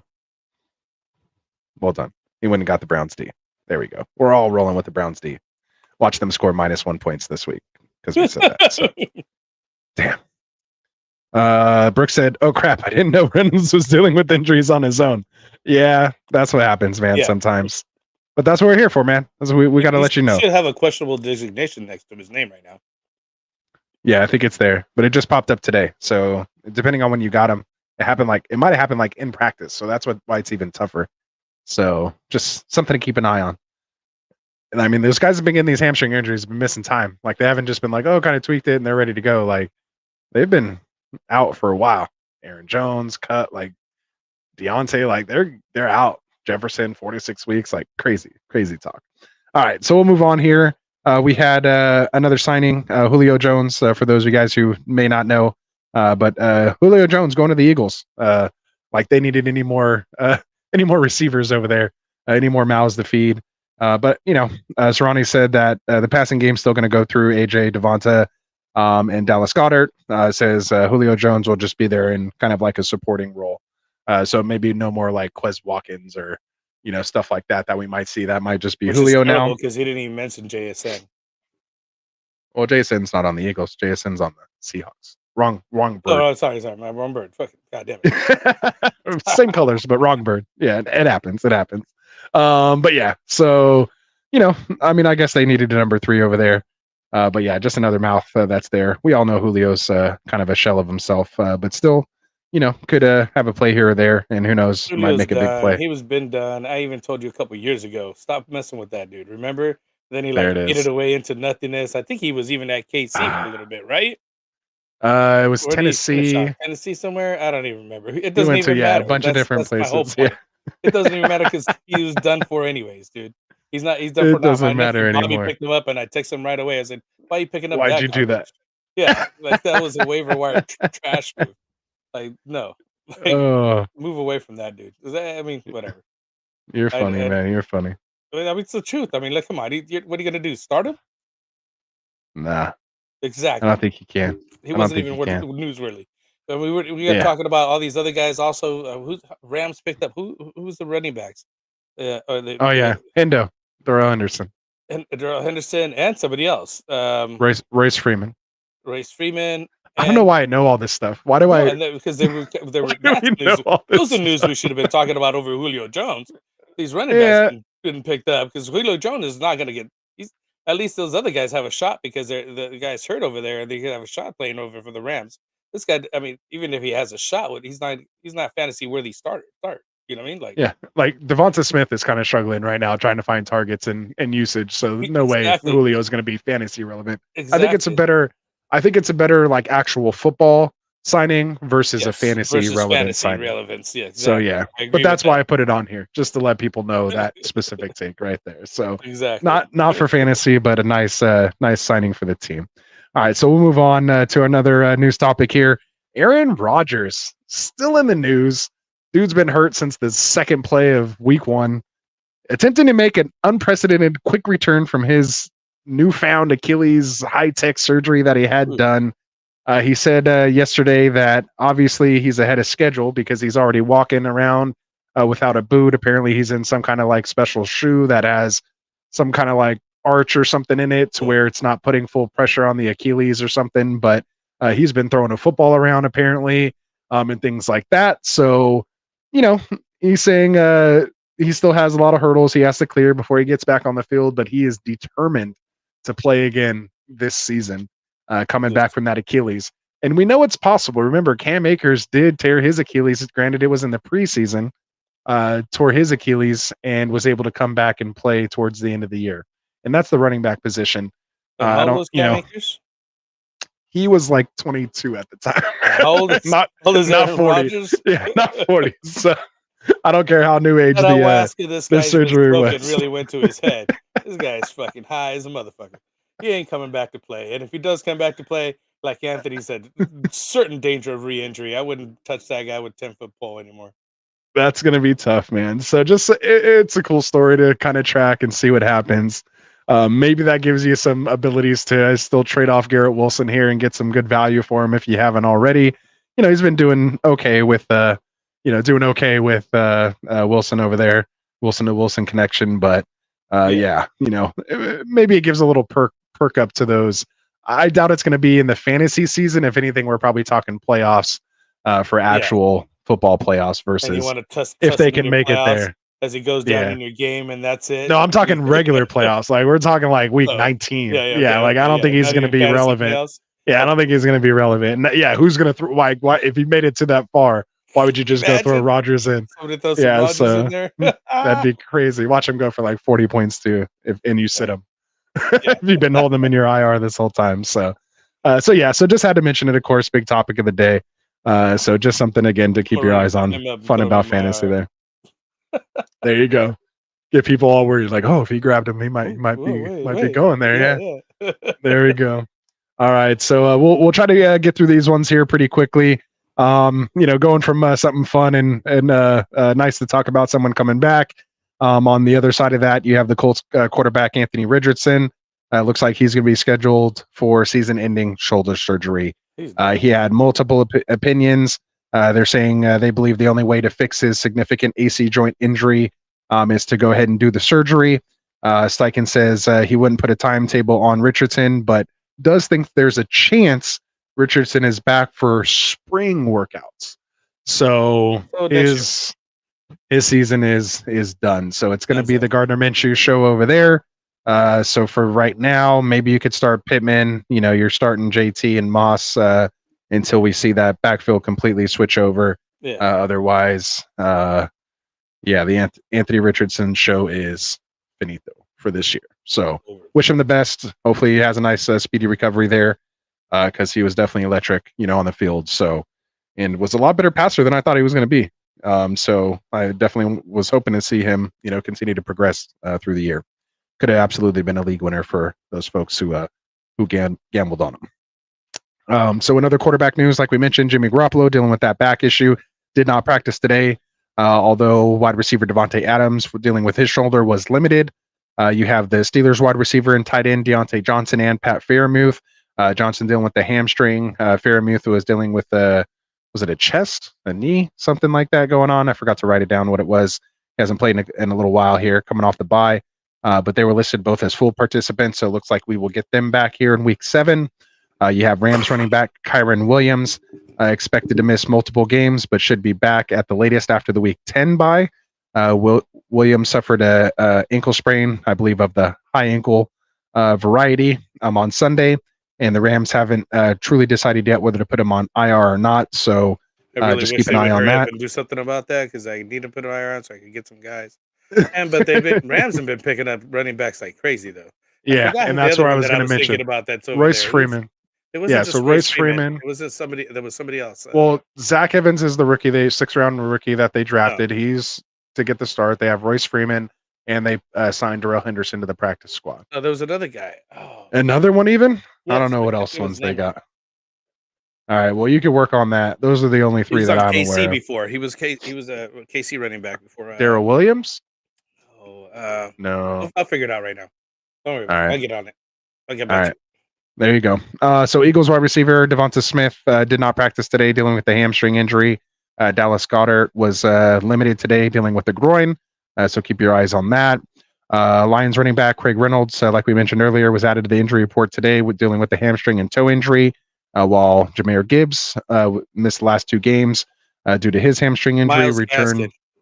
Oh yeah, that's right. You're right, Myles Gaskin. He's like on his 4th team in like 2 months. I'm just saying, Rams just went out and like literally picked up. Got everybody. They went out and said, "Anybody getting off the couch? Let's go. We'll take you." Yeah. So Gibbs was dealing with this hamstring, missed the last 2 games. Returned to a limited practice today. If Reynolds is hurt, might be the Jahmyr Gibbs show. Maybe we'll see finally what he gets to do with the full workload. So definitely going to have my eyes on that game. You have the Packers wide receiver. He's a running back. Why did I put wide receiver? Packers running back Aaron Jones. Oops, wrong spot. Oh, well, I already know. Packers running back Aaron Jones dealing with his hamstring injury. Obviously, kind of came back, left the game, and then went on a bye week, or they held him out for another week, then had the bye week. So he came back to just a limited fashion today. So hopefully he's okay. He's hasn't played really since week 2. Tried again in week 3, but basically been out since then. So hopefully he's going to be healthy and ready to go. The offense really needs him back, I think. Then you have Bears quarterback Justin Fields dealing with that right thumb dislocation. The issue with him is just gripping the ball. So they're not sure on what his time frame is going to be, but is on the wrong side of doubtful, at least this week, possibly eyeing a return week 8. You have Bears running back Roshan Johnson did not practice still today, still dealing with that concussion. It would have been nice to see him back as a limited participant. Must be dealing with a little more severe, concussion that we initially thought. So it might be the Foreman show there again. So just something to keep your eyes on there. Kevin Stefanski says the Browns are not ruling out Deshaun Watson dealing with that shoulder, but he did not practice today. So if he doesn't play this week, PJ Walker will get the start again. I think that if PJ Wilson Walker's can't probably go, gonna get the start, man. yeah, He they're almost makes saying better even than to Deshaun anyways. I don't know why Right. they paid that dude that much anyways. He needs that. 230 million. Yeah, that's tough. And they're saying it might be a little more significant than what they initially thought. Remember, he was almost going to play that week 4 game and then went out, had the bye week, still didn't play, and still not ready. So, I think they said it's a rotator cuff type injury. So, we'll just something to kind of keep monitoring, keep your eyes on there. Browns running back Kareem Hunt popped up on the injury report with a thigh issue, got a DNP. Obviously, older guy back, probably more like a vet rest day. He's probably going to be good to go. I didn't see anything too significant with him. Dolphins running back Jeff Wilson Jr. Says he's a go per Coach Mike McDaniel. He was good to go last week too, but wasn't active primarily due to numbers in regards to activating players. So they gave him another week to get healthy. They expect Wilson to be active this week and ready to play Sunday. So Wilson is going to be back in that backfield with Raheem Mostert and Savon Ahmed. So just keep your eyes on that and Savon be Ahmed, interested to another see. guy that's back as well. So Yeah, so we'll see how that goes. But basically, I'm trying to sell those guys because when Devon Achane gets back, he's gonna all those guys will be he's gonna garbage. take over. Yeah, Let them have a good one game. of them's Pick gonna them up, fall have a out. good game, trade them off, and be done with it. Absolutely. Quarterback Josh Allen, Bills quarterback, dealing with his right shoulder injury, which I heard he might have got hurt when they got in that little scrum in the end zone. Remember, he went and just kind of like tried to shoulder some dude, and then now is dealing with the shoulder injury. So he was officially listed as limited in today's walkthrough. Allen said there's no concern about his shoulder, though. He should be good to go. Wide receiver Juju Smith-Schuster for the Patriots has been dealing with the concussion for a few weeks now. He returned to practice today in limited fashion. So, maybe Mac Jones gets Juju back, and maybe that makes a difference there in that offense. But as far as fantasy goes, I'm pretty much staying away. You have Titans quarterback Ryan Tannehill suffered a similar ankle injury that he did last year. They were saying it will not require surgery this time, though. It is a high ankle sprain. He is actually in a cast, not just a walking boot, but an actual cast, which is the first I've heard of someone going in a cast for a high ankle sprain. That's kind of strange. But they're saying there's no definitive timeline for recovery, but it's overall good news considering he doesn't have to have surgery. But for this offense, that could be, detrimental. So for those of us who are Derrick Henry owners, might be a little tough there. And also the D-Hop owners, maybe you can trade them off while you can, if you can. And then, like we talked about earlier, none of the injuries to 49ers standouts. Christian McCaffrey dealing with that oblique, Deebo Samuel dealing with the shoulder, and Trent Williams dealing with that ankle are considered long-term. And as we mentioned, each has a chance to be ready for Monday night's game at Minnesota. So just keep your eyes on that as we go through the week. Lastly, Giants wide receiver Wan'Dale Robinson dealing with a knee issue. He got a DNP, whereas Daniel Jones dealing with that neck, and Saquon Barkley, of course, with the ankle, did play last week, though. They were both considered limited, most likely for Barkley just to manage reps. I'm sure we'll see him. He may be limited all week, but he should be good to go. Doesn't look like he suffered any setbacks that week. So that wraps up our news topics and injury updates there. So let's hop back into the chat and see what we got. Just reminded me of that about when you were talking about the celebration that he had over there, and it just made me think about the replacements. They just said, "Don't do anything great if you can't handle the congratulations." Right? He's doing that shoulder bump. Next, he's out because of the shoulder bump. No, it was like a scrum. Like they were getting into like a fight and stuff, and then Josh Allen just comes in and. Remember, there was like some personal fouls and stuff that went on, and he just tried to get in there and like try to shoulder some like 370-pound like lineman and just wrecked his shoulder. Like, come on, man! And if you're gonna do it, don't do it with your throwing shoulder. You're a $200 million quarterback, man. Come on. Yeah, you should know better, right? Yeah, just stay out of that. Let the big guys handle that. stay out of there. Same thing happened with Eckler. He's messing around over there with the Cowboys. Oh, got He had his helmet popped off. Yeah. Popped off, right? Pre-game. 2 scrums, Niners, Cleveland, and Chargers, Cowboys got into it. So, Yeah. Yeah. And then I'm sure you heard Micah Parsons still talking about the Niners as of yesterday. So it's I don't know. he's We're still on your mind. Come on, Micah. Come on, Micah. He's got some things for you. Move on, buddy. Just handle what you have to handle. Maybe you'll get your chance at us again in the playoffs if you can get there. Oh, So just Don't focus worry. on you guys. Don't you worry Focus about on you guys. We'll see you there. All right. So let's get into the chat here. What do we got? Neanderthal says, I was thinking about dropping him for Schultz. Dalton's on a bye, but he has Thomas to play this week and then rock Dalton rest this season. So that was when he was talking about Njoku earlier. Which Thomas is he talking about? What do you mean? Yeah, what Thomas tight end?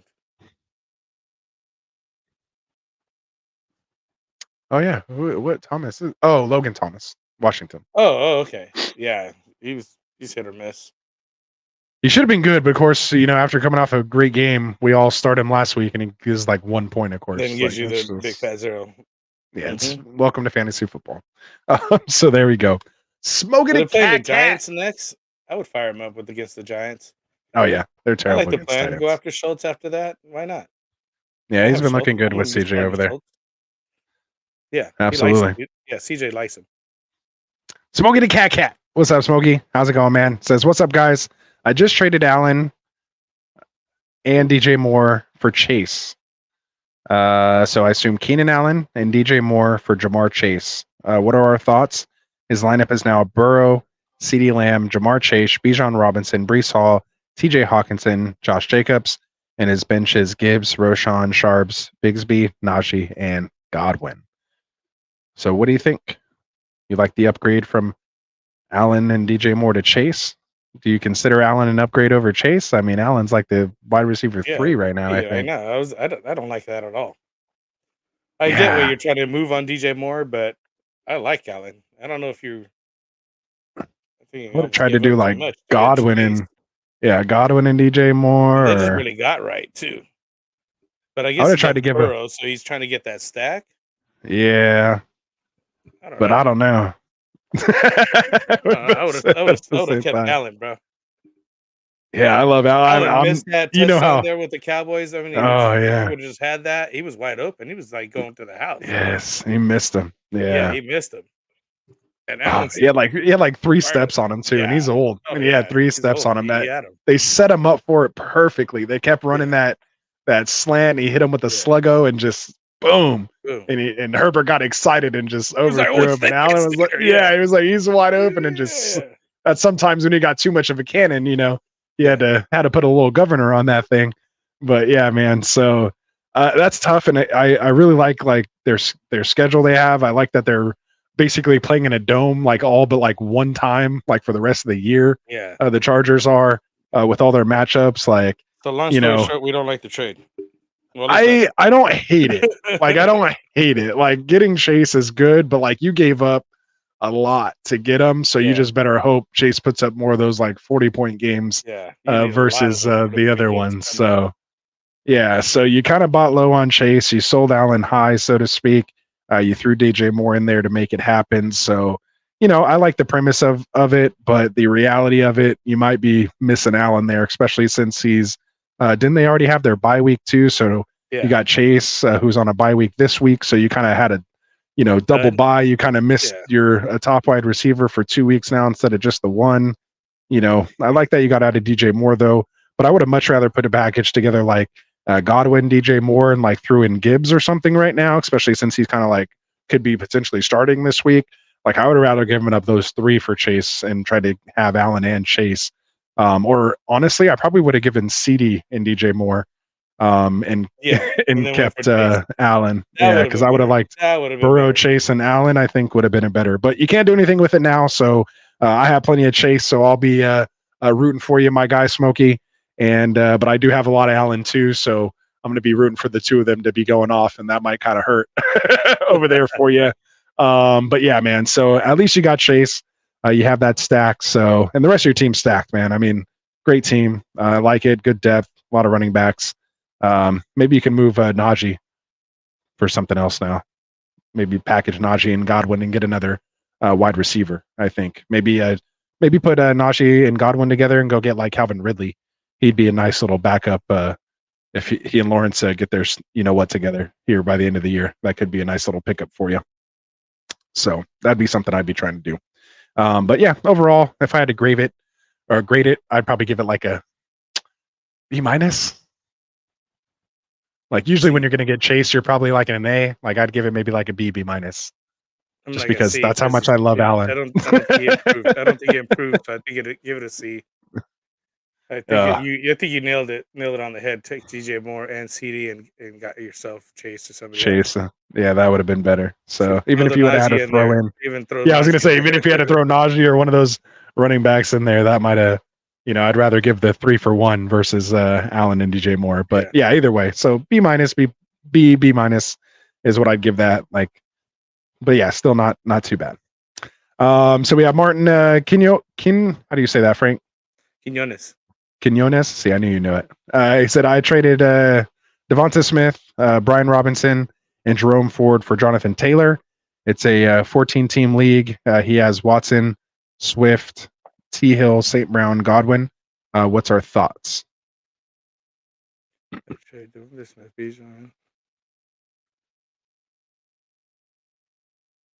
Just Jonathan Taylor in a 14-team league? I think you might have needed the depth there.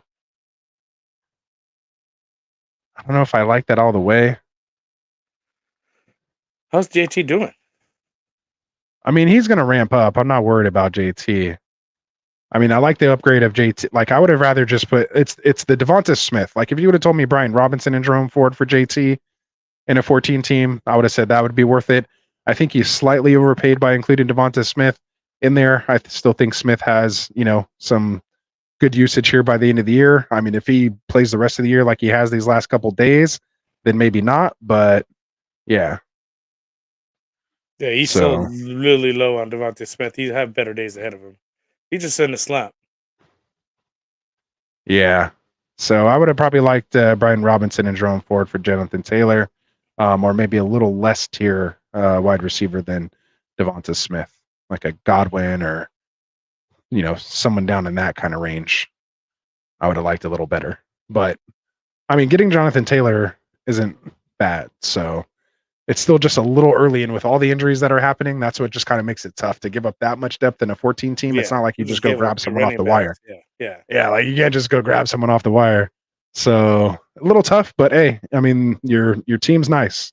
So, I mean, I like everybody else. I assume that's Christian Watson, Swift, Tyreek Hill, St. Brown, Godwin.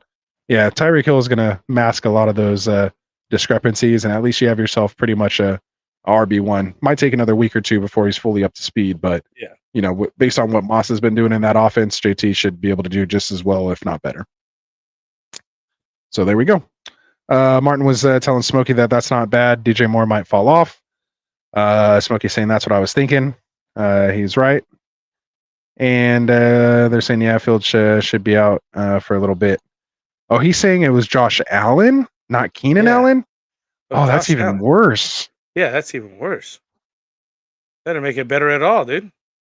Oh, man. Smokey, what are you doing, brother? Come consult us. In a 1 QB league, so traded Josh Allen and DJ Moore for Chase. Oh, man. Josh Allen's really like a top wide receiver, though, bro. Dang. Like, Josh Allen should have easily just got you Chase by himself. Yeah. Like, wow. Well, at least you didn't give up Keenan Allen. I mean, that honestly, now that you're kind of, I mean, if you had two quarterbacks, like, at least you didn't. Who's the other quarterback? Like, why not trade? I'm interested to know who the other quarterback is. I mean, no, it's Burrow. He had Burrow and Allen, but I mean, Burrow. So he had Joe Burrow. Over Allen. Yeah, Allen's the QB1 right now. Just to get Chase. Like, I would have gave him the stack, give him Burrow to get the stack with Chase, and maybe trade him for some other pieces. No, Smokey. That's a D. Oh man, that's a D even now. And I went from that's C to tough, D brother. Oh, that's tough. I mean, I understand the thought process behind it. Like if you just take the name off the jersey and you're just the stack's not that good, dude. It's not that yeah.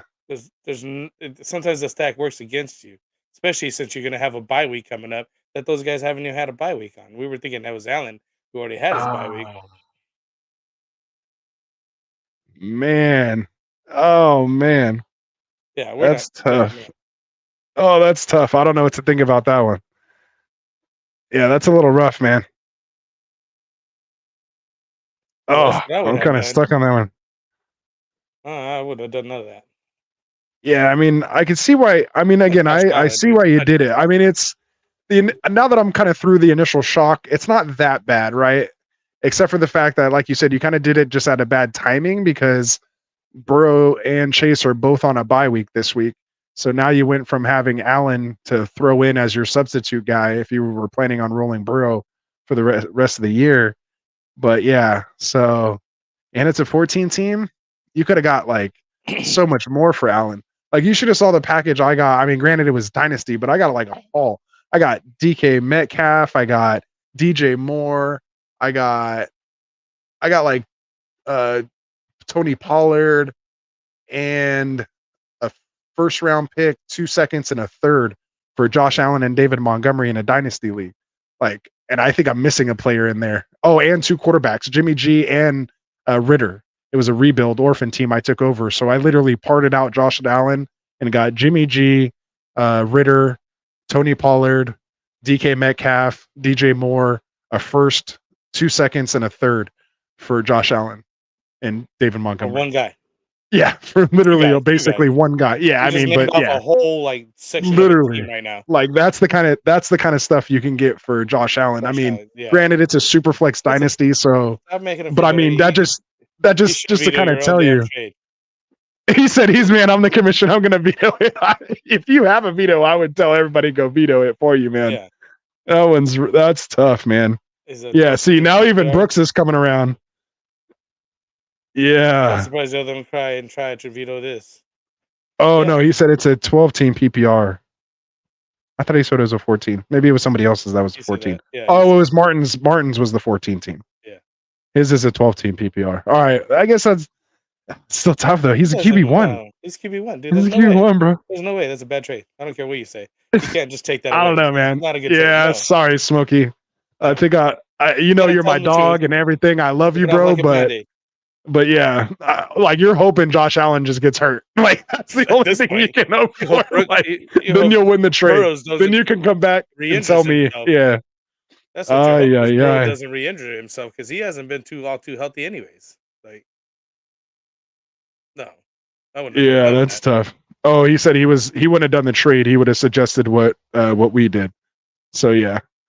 Rick said no, don't do that because he has Allen, so he doesn't want him to get hurt. Oh man, yeah.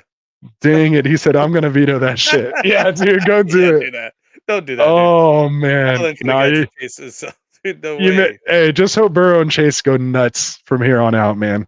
Yeah. And then you can laugh to the bank on that one. But you could have like literally handpicked almost any player for Josh Allen. You could have went to any team and got anything for just Josh Allen, let alone throwing in DJ Moore. Yeah, especially now that he's hurt. You could have got CMC. Could have got probably CMC plus.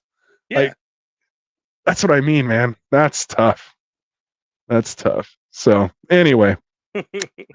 Oh man, that's tough. All right. So where are we at here? We're already at hour 30 in. We got some good questions in here. Let's just kind of run through let's do our buy, sell, hold here. If you guys got questions and stuff, of course, if you're watching, drop them in the chat here. If not, we'll all kind of just make fun of Smokey the Cat Guy here for trading off Josh Allen. No, I'm just kidding. Just kidding. Do that. You could have went and got Keenan Allen with Josh Allen. Man, you got so many things there. You could have went and got Devon Achane and like Justin Jefferson. You could have went and got a bunch of stuff for Josh Allen. Over, man. It's over. Man, that's tough. Next time you have a trade like that, come discuss it with us first. Don't get all crazy. Okay, you said he got Josh Allen straight for Kyron Williams, and hey, Smokey, get me in this league, bro. Yeah, what's going on over there? Let me get in this league. I love this league. That's a league right there, man. Yeah. There we go. Raping people. Right? If you're pulling off stuff like that, let me get in there. All right, no, good stuff though. Hey, Smokey, we got your back though, bro. Let us know. Keep us posted on how it's going, man. But yeah, that's tough. All right, so let's get into our buy sell trade targets here, man, and then we'll get out of here for you guys. So boom, look at Frank on top of it today. So as you know, what we started doing here for our buy sell holds, we'll just go by position. I'm going to name off just kind of some quarterbacks here who have been traded kind of the most this last week, or as of today, the most trades. Oh, did I shut that window down? Oh no, here we go. So we'll start at the quarterback position, and we'll kind of go from there. So Frank, as you know, you tell me you buy and you sell and you hold in. We'll get through it. Of course, if you want to stop and add some extra 2 cents in there, please do. So as of right now, according to CBS, shout out to CBS Sports, CJ Stroud is the most traded quarterback as of today. Traded 810 times there on their site. Buy, sell, hold on CJ Stroud. Buying and holding. He's doing very well, and you want to keep that kind of player on your team. I mean, I don't think he's out there on the waiver wire anymore. He's been picked up and whatnot, especially with this buy NATO happening and whatever. I'm Yeah, definitely and he's on a buy this week. Yeah. yeah. So I don't think people are dropping him or letting him go. So I would definitely keep him, hold him, buy and hold. There you go. He is sitting right now, I believe, as the QB 13 on the year so far. So not bad at all for a rookie after 6 weeks. And again, heading into his bye, gets Carolina, Tampa Bay, Cincy, Arizona, Jacksonville, Denver, and the Jets to round out the fantasy season. And his playoff schedule is QB Tennessee, Cleveland, and Tennessee. QB 12 with 6-point passing touchdown. Oh, there you go. Even better in 6 point. So boom. See, Frank's bringing that fire tonight. I love it. All right. So I'm the same. I'm holding. And I mean, again, unless you can sell them for Josh Allen, apparently, you know. Sorry, Smokey, I had to do it, man. Then you go do that. Obviously, you're always trying to get the trio if you can. And otherwise, yeah, I do like CJ Stroud. I have him on a couple teams, and definitely rooting for him this year. So let's keep going here. We have Joe Burrow as the number 2 quarterback here being traded. Right? Yeah, buy, sell, hold on Joe Burrow. I'm not buying. I'd probably just hold on to him if I have him, and I don't think you could sell him too much just yet. I think he had one decent game, right? And I mean, it's all these injuries and everything that he's had, you know, at the beginning of the year. Just the calf injury, just the one injury, but it's been lingering. But it seems like there was something else that happened. I forgot what it was. There was like another week that something else. It wasn't just a calf. It was he re-aggravated the same calf. Yeah. And that's the whole point. Yeah. I mean, you know what I mean? Like, that's the problem. That's the problem with this trade is I would have kept Allen. I was like, what? You're messing around with that guy. And that's why I don't think you could sell him and you're going to get a lot for him. So you have to hold. And I don't think people are buying. Yeah, I mean, I definitely would buy, like, if I could. So let's say, would you trade CJ Stroud for Joe Burrow?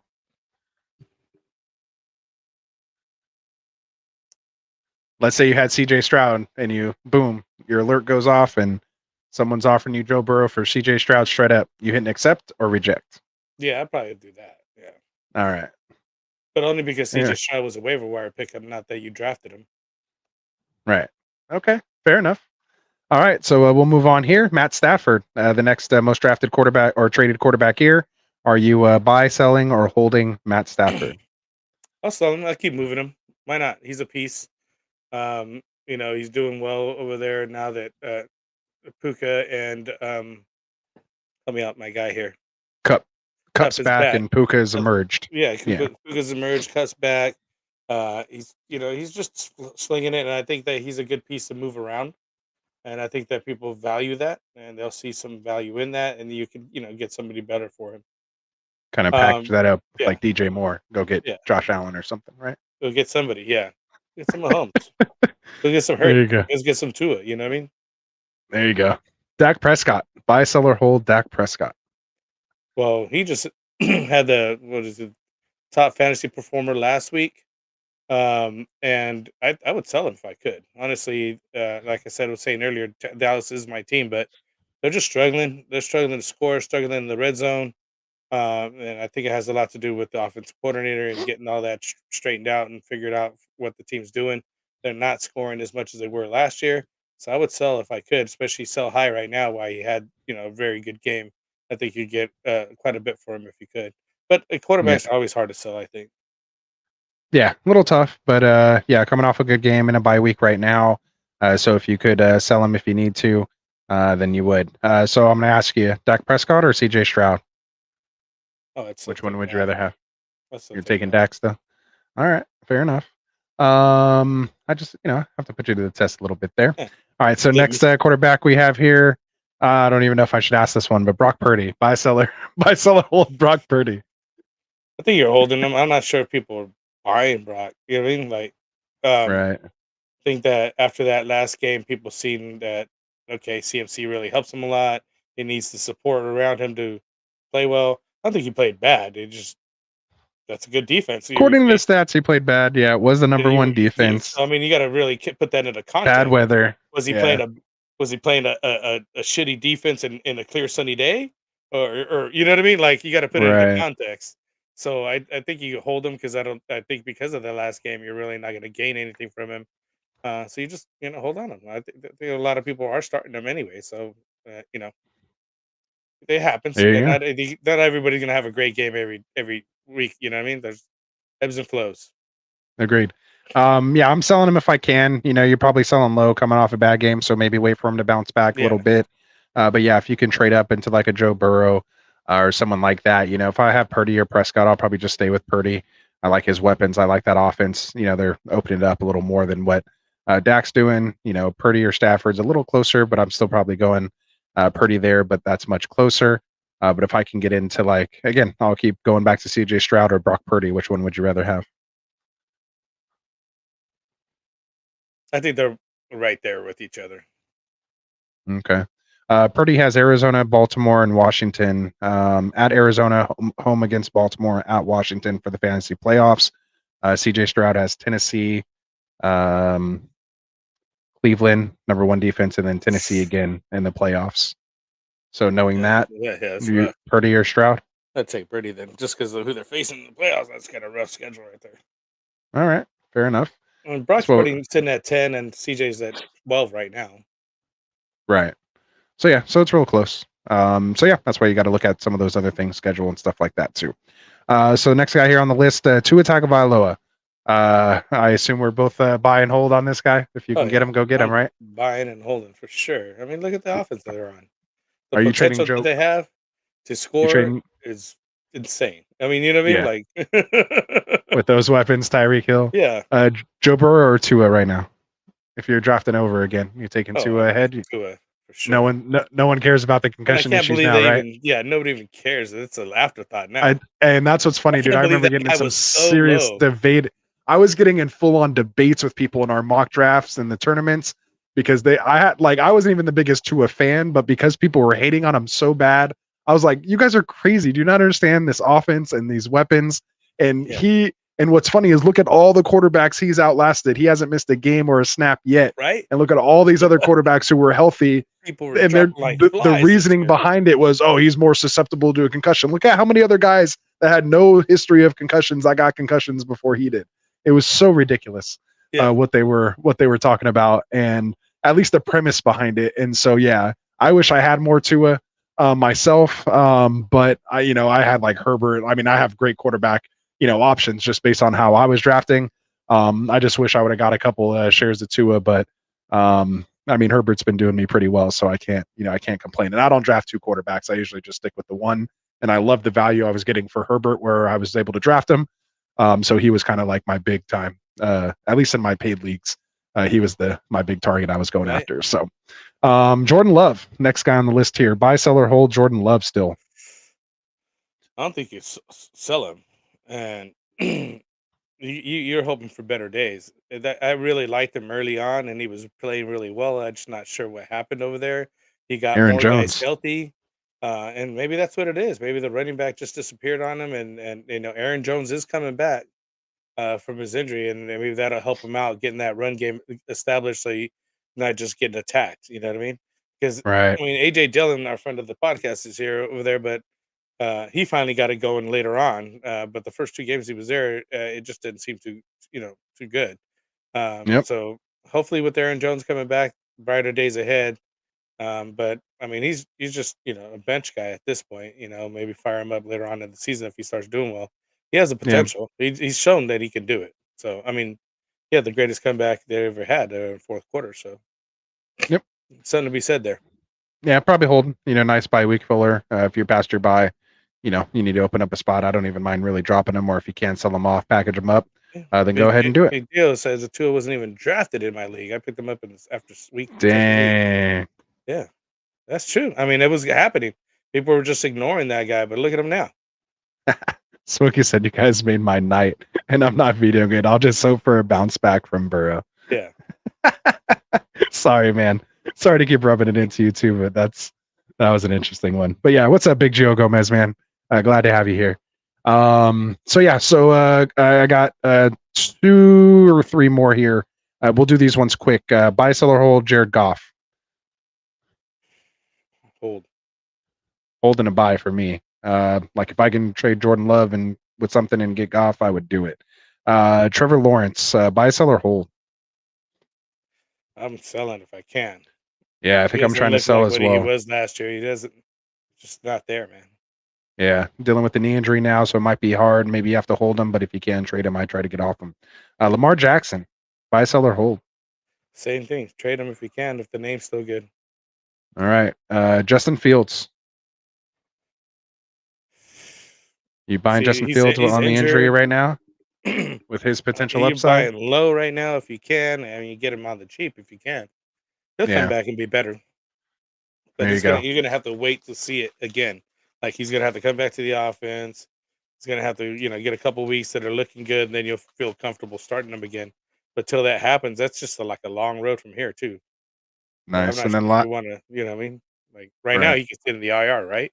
Is it even IR eligible? Yeah. See, at least you can put him in the IR right now. So depending on your league, some leagues, I have a couple leagues where even if they're out, they can't go on IR. Like they literally have to be on IR. So IR, right? Yeah. Yeah. Last one I'll ask you about here: Kirk Cousins, buy, sell, or hold? I'll be holding Cousins too, man. It's kind of tough out there. I think wait for the value to go up. Yeah, if anything, you're selling too low right now. Yeah, Jetta needs to come back and he'll be fine again. You know what I mean? But I mean, being down to your top wide receiver, literally the number 1 receiver in the NFL, that's gonna hurt you. Absolutely. All right, so let's move on to the running back position here. The most traded running back as of today, according to CBSSports.com, is Breece Hall.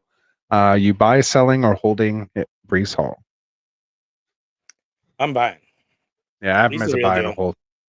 He's absolutely. The real deal. He's shown enough on a bad team that he could get it done, and he's getting more and more work. He's like full go now, right? I mean, it's like they said the pitch count's over and yada yada yada. The dude's talented. We knew who he was. He didn't get caught on his last big run, remember? Yeah, he did not get caught anymore, so it's good. Maybe that bounce might be coming back. I think back-to-back 20-point games. We were already talking about that window's closed. Now you got to pay for him. There's no, absolutely. You know what I mean? Like if you go get him, you have to pay. You're gonna have to pay good. Absolutely, and he's most likely worth it. Last game against Denver, or 2 games ago against Denver, 22 carries, 177 yards, and a touchdown. 3 catches on 3 targets for 17 yards. Last game against Philly, tough run defense. Only 12 carries for 39 yards, but did get a touchdown in there. But did his work in the passing game, 5 targets, 5 catches for 54 yards. So even Wilson knows to get the ball in this guy's hands and make some things happen. So one way or another, right? Yep, back-to-back 20-point games. The training wheels are off. Then he goes right into a bye week, which is nice. Get that rest, and then hopefully he can come out against Giants, Chargers, Las Vegas. A nice 3-game run there, and playoff schedule: Miami, Washington, Cleveland in the championship, which might be a little tough, but you'll worry about that when you get there. All right, so let's go on to. We'll try to fly through these here. Hold on. Smokey the Cat says, "You guys won't believe it, but I got Breece week 4 for Eli Mitchell. To the same manager, I'm trading Allen. I guess I'm playing him back to back. All right. I guess if you combine the 2 trades, it's a little more even. Yeah, just too much. I'm not sure what you guys are doing over there, but all right. Yeah, give me in that league next year, my guy. Yeah. Give me in that league. All right, so we got Dameon Pierce here, second most traded running back right now. Dameon Pierce, you buying, selling, or holding? I want to sell David Pierce. I got him in a couple leagues, and he's just not doing what you were projected him to do, and I don't see it happening still. So I'd sell. Yeah, Singletary's been getting a little more run. Had 13 carries, only 34 yards, only one touchdown on the year so far, in six games in the bye week right now. So probably got to hold him through the bye. Gets Carolina. Hopefully, if he has a big game against Carolina, he could hopefully sell Then him you off can move there. him. Yeah. Yeah, and that'd be I good. just don't know what are you going to get for him, right? It's also Yeah. tough. That's the thing with selling low on running backs. You got to wait for that good week and get that touchdown and some passes, and they look good, and you're like, hey, look Yeah. at this shiny new garbage toy. See some upside. Playoff schedule: Tennessee, Cleveland, Tennessee. So that's a rough rushing defensive matchup there too. So I don't see the future in that either. So yeah. I think just because CJ Stroud's shown to do what he can do, they're not feeling like they need to rely on that run game like they were last year. Yeah, last year when they had Davis Mills, they were just like, let's not put the ball in this guy's hand. We'll give it to Dameon Pierce 30 times a game, and that's what was good. And exactly. that's what Dameon Pierce needs. He needs a good heavy workload. You know what I mean? For sure. All right, so exactly. All right, so we'll keep it moving here. James Cook. I haven't really talked too much about him, good or bad. He's kind of just been there, kind of been a guy, obviously part of a high value offense, but they don't really run the ball that much. He's had, I think, one good game so far this year, which was like week 2 against the Raiders, 17 for 123, and then the following week against Washington went 15 for 98, but also only one touchdown on the year so far. Was used, had 6 targets week 1, but had one game where only had one target when they were behind, and obviously coming off that Jacksonville game, 5 carries for -4 yards.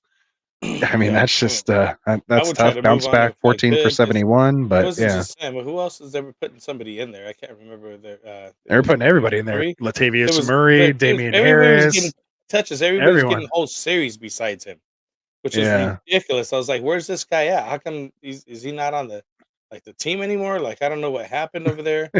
But literally, Damian Harris, Latavius Murray, we're all getting. They were getting the high value touches too. Yeah, above James Cook, and I don't understand why.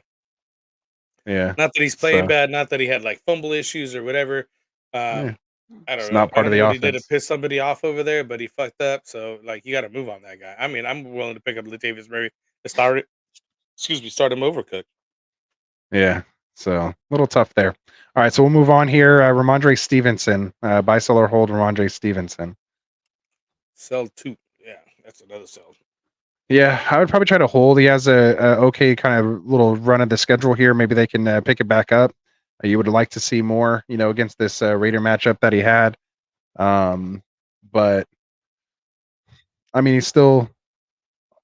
he got a touchdown, which helped. I mean, he had a decent game, 18 points against the Raiders, 10 carries, 46 yards, got the touchdown, 6 targets, which you'd like to see finally. 5 catches, but only for 24 yards. Gets Buffalo, which is a little tough. Gets Miami, Washington, Indy, Giants, Chargers, Pittsburgh, and then playoff schedules: Kansas City, Denver, and then Buffalo in the finals. Which that Buffalo defense isn't that great anymore with the injuries that they've kind of suffered. Who knows where they'll be week 17? If you can't put them in a package, I try to move on them right now because it kind of feels like you're stuck with them right now. 3 games in double digits. The other 3 games were basically 7 points or less, including a 2.1 or 2.4 fantasy point game, and that's in full PPR. So you would think he would be used more in the passing game. Like that's what we're really hoping for with him taking over this backfield, but it's just not quite there. They're not able to move the ball, get enough plays in. So if you can move them, if not, you might be stuck, having to hold them. So that's my 2 cents. Jerome Ford. I mean, I think that Zeke's playing better than him, even honestly. Even Zeke got this touchdown this last week, and he had a 74-yard run that he got called back on that penalty. That's right. Then remember, I even said something about Zeke last week, and you're like, they're not doing good in this. So they're getting garbage. I said, yeah, but it's you take out the touchdown, he had 5 points. So but you give him that 74-yard run. You know what I mean? Like taking away stuff away. Well, we're taking 74 yards run, then a touchdown away. Then I mean, come on. All right. You know Fair what enough. Fair enough. I mean? But he only got that run because there was a penalty. Someone held him, open up the hole. But that's okay. So we'll move on. Jerome Ford, buy, sell, or hold Jerome Ford. I'm holding. Better days to come, definitely. The schedule's getting Nice better. playoff schedule. Yeah. Yeah, schedule's getting better. I traded him for you. I didn't need to get a start him even yet. Oh, that's right. Haven't needed to, but I know that I will, and he's healthy, and like you're saying, good playoff schedule later on. Got a good Chicago, Houston, Jets. yeah, and he's got a good stint coming up next. Also, Indy, Seattle, Arizona. So I'm about to start firing him up next. I was just waiting for the San Francisco game to go by, which wasn't so bad, anyways. Yeah, he actually did decent. It was sad to see Kareem Hunt actually get the touchdown there.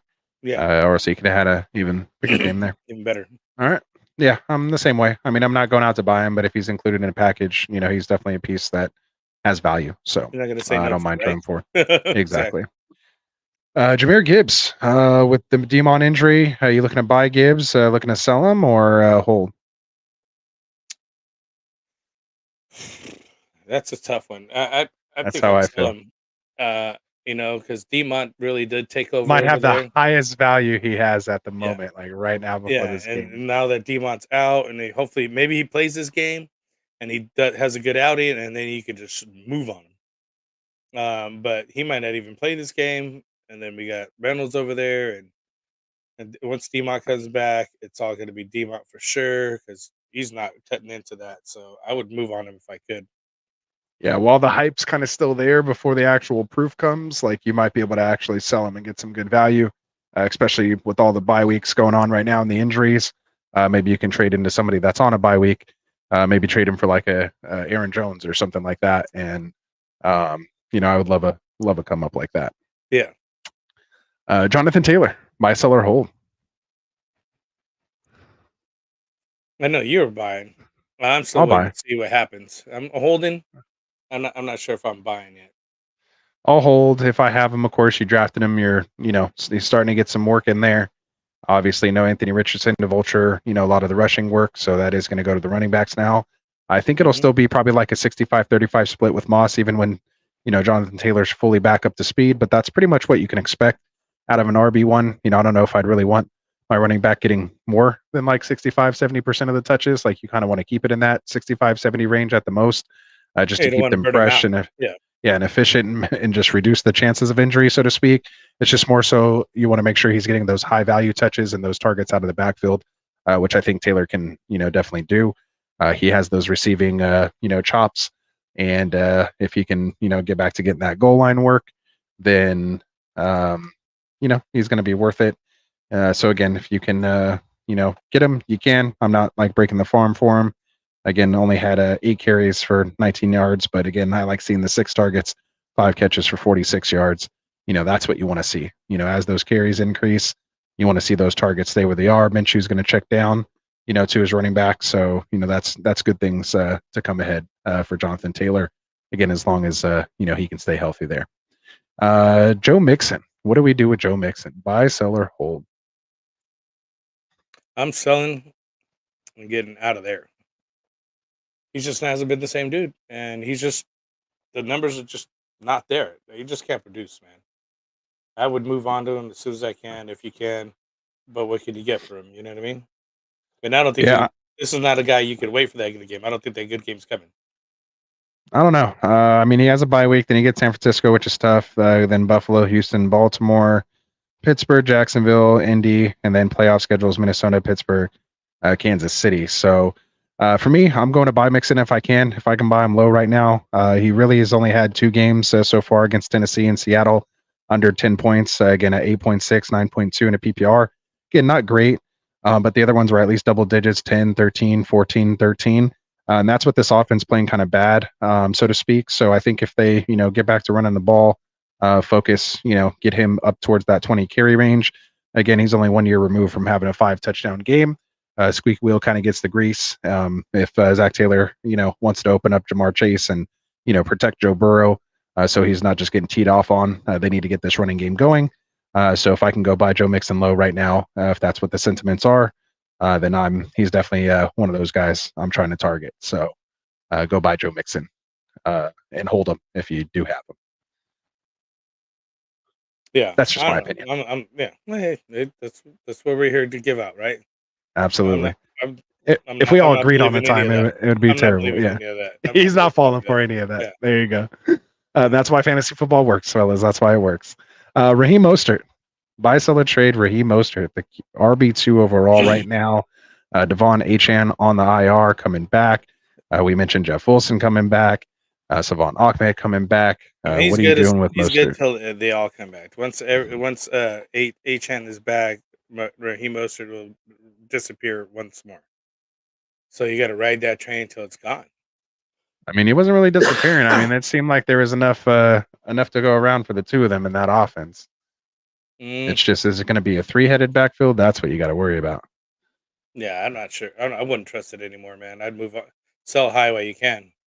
I mean, he has 3 games over 25 points, including a 45-point game and a 34-point game, and 2 of those games were with Achan there, also getting work and doing stuff. So I think he was like RB3 and Achan was RB5 at one point before Achan got hurt. So yeah, but there was that game there against the Giants where he did get the touchdown, but it was like it was the super low usage. I wish I had the other numbers on that. And 10 then the carries, Buffalo 65 game, yards, and a touchdown. the Buffalo game is where he totally disappeared at. I mean, he had 2.5 Yeah. fantasy points, and that's what I think is going to be the floor, right? Yeah. This is what he's In going to full have his PPR, floor. 5.5, but yeah, only 7 carries for 9 yards, 3 catches for 36 yards, and a fumble.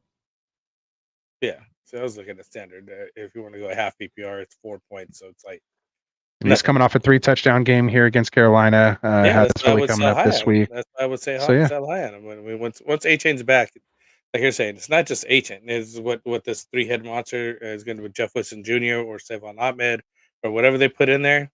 It's not looking good. There's too many people. There's too many mouths to feed. Would you want Mostert or Taylor rest of the season? I take Taylor. All right. Obviously, like you're saying Taylor's going to get 65%. Brees, right? Oh yeah, Mostert for Brees for sure, right? Yeah, if you could do that, you'd be golden. Okay. DeAndre Swift.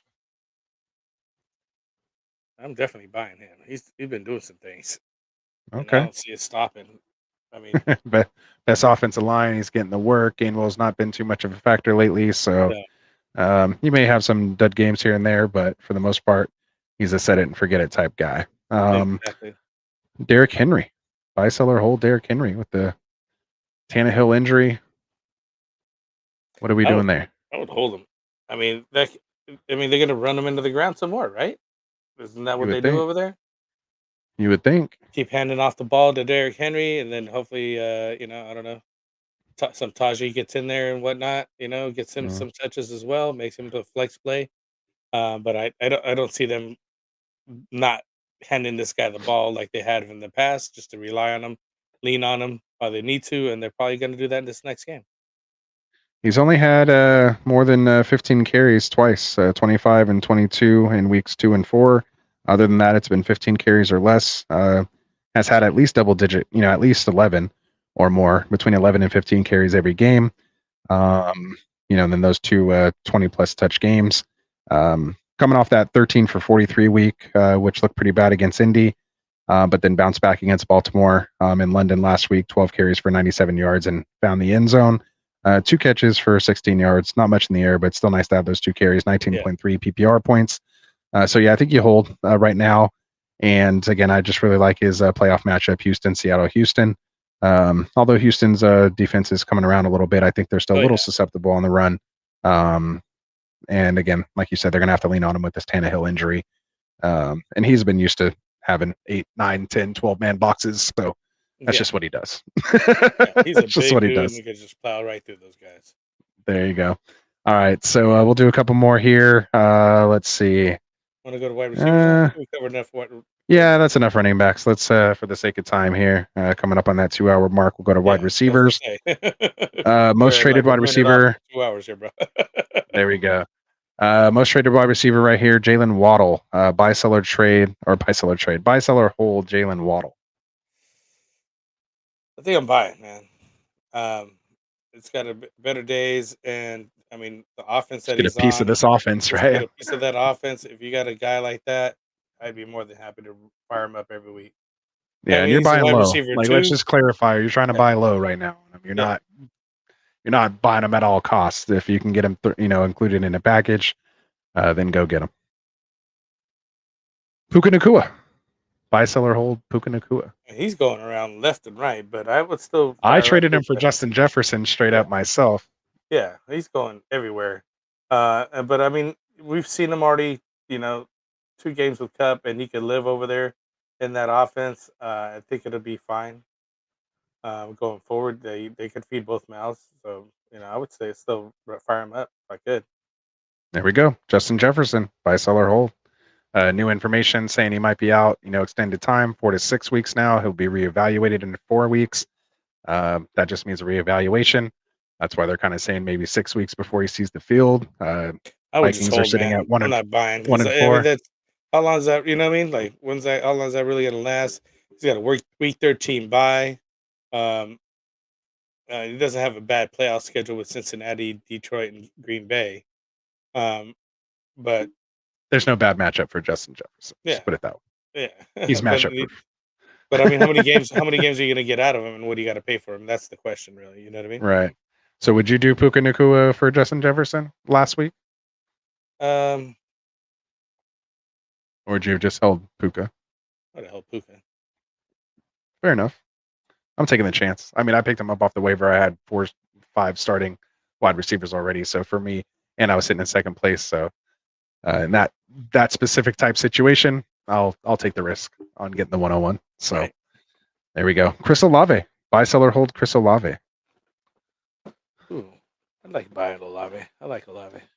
Yeah, if I can buy him low, if the Olave owner is kind of down on him right now, I would definitely give him a buy. You got Carr getting back to healthy. We know he likes to fling it. And give me some Chris Olave if I can. Again, I don't think they have any more games. I think they're all in a dome from here on out as well. So Oh, really? that's always nice as well too. Yeah, No outdoor you know, games. That'll help him out. for sure. Yeah, I know you pay attention to that a lot. That's like one of the first things I check. So they're home against Jacksonville in a dome this week. Next week at Indy in a dome. Home against Chicago in a dome. At Minnesota in a dome. Bye week 11. At Atlanta in a dome. Home against Detroit in a dome. Home against Carolina in a dome. Week 15, home against the Giants in a dome. Week 16 at the Rams in a dome. And week 17 is their outdoor game at Tampa Bay, but that's in Florida, which is basically going to be nice weather. I mean, you don't got to worry about. I mean, maybe there's a little bit of rain, but Florida rains it's a not going to lot. be like They have snowing or tornadoes freezing going cold or over there. anything. Yeah. So I don't know. It sucks that the last game is the championship game. That's the one that's not in the dome, but leading up to it should be nice, Should be all right. nice controlled. Yeah, nice controlled weather, and I like that kind of stuff. Not having to worry about it. Oh crap! I just closed the window. Tried to select the tab and close the window there. Let me open it back up. All right. So Garrett Wilson, buy, sell, or hold Garrett Wilson at this point. I'm holding. He's doing all right, man. All right. I think I would hold him. If I could sell him, still put him in a package, I would. If I can upgrade. If not, I would just kind of take my chances and roll him out there. I don't want to sell him low. He's not like get rid of at all costs. He was Calvin, initially when we first, had the other Wilson throwing it, but that other Wilson's getting straightened out, so this Wilson's doing all right too. yeah. Calvin And Ridley. Reese helps him out too. So, Sorry, just trying to hurry up since we're yeah. Calvin Ridley. I'd sell him. I wasn't too high on him at the get go. He did have decent games or two. Maybe he has a brighter future. I don't know if you feel more comfortable with them, but I'm not. Yeah, I mean, it was looking great. I wish I would have sold him after week 1 when he blew up. I mean, Yeah. I had him in like one everywhere else. I pretty We're much all have high Christian on Kirk. him. Yeah. Yeah, so he's not really a target of mine just because, like I was saying, all off season, like why draft Ridley in the second when I can get Kirk several rounds later and maybe he sees 30 less targets with those targets that were there. So if I don't want to sell low on Ridley, maybe wait for him to have a bounce back, a little run there, and then see if he can sell him high later. But yeah, he's kind of been a little bit of a disappointment after that hot start week 1. CD Lamb, buy, sell, or hold CD Lamb. Same I have 3 situation. more after this, and then we'll wrap Same it up. situation. All right, fair enough. Devonta Smith, buy, sell, or hold. See, that's another guy I'm holding on to, man. It's got to have better days. They can't, they're a very good offense. Good I think quarterback. they think they've just been going, over to AJ a Seems like little they're on bit. cruise control. It just seems Yeah. they're kind of on cruise control too. Like they haven't Yeah. really had to do anything. So, And I think all when the right, matchups get tougher and whatnot, he'll get better looks. there you go. I'm trying to buy him too. If I can buy him low, then I'm definitely buying him. If I have him, I'm Yeah, I holding think him. he's I'm a not looking to sell. low buy. Yeah. Absolutely. DK Metcalf, buy, sell, or hold DK Metcalf. Also a hold. I mean, he's doing decent over there as well. I mean, really Not- number one numbers. Yeah, not too bad. Nothing crazy, nothing terrible. Been saved a couple weeks with touchdowns. Hasn't had a single digit PPR game yet. Was really trying last week against Cincinnati with 10.9. Kind of was in and out, but saw his most targets, 9 targets, but only had 4 catches on those 9 targets for 69 yards. 10 targets. I show 9, but that's okay. All right.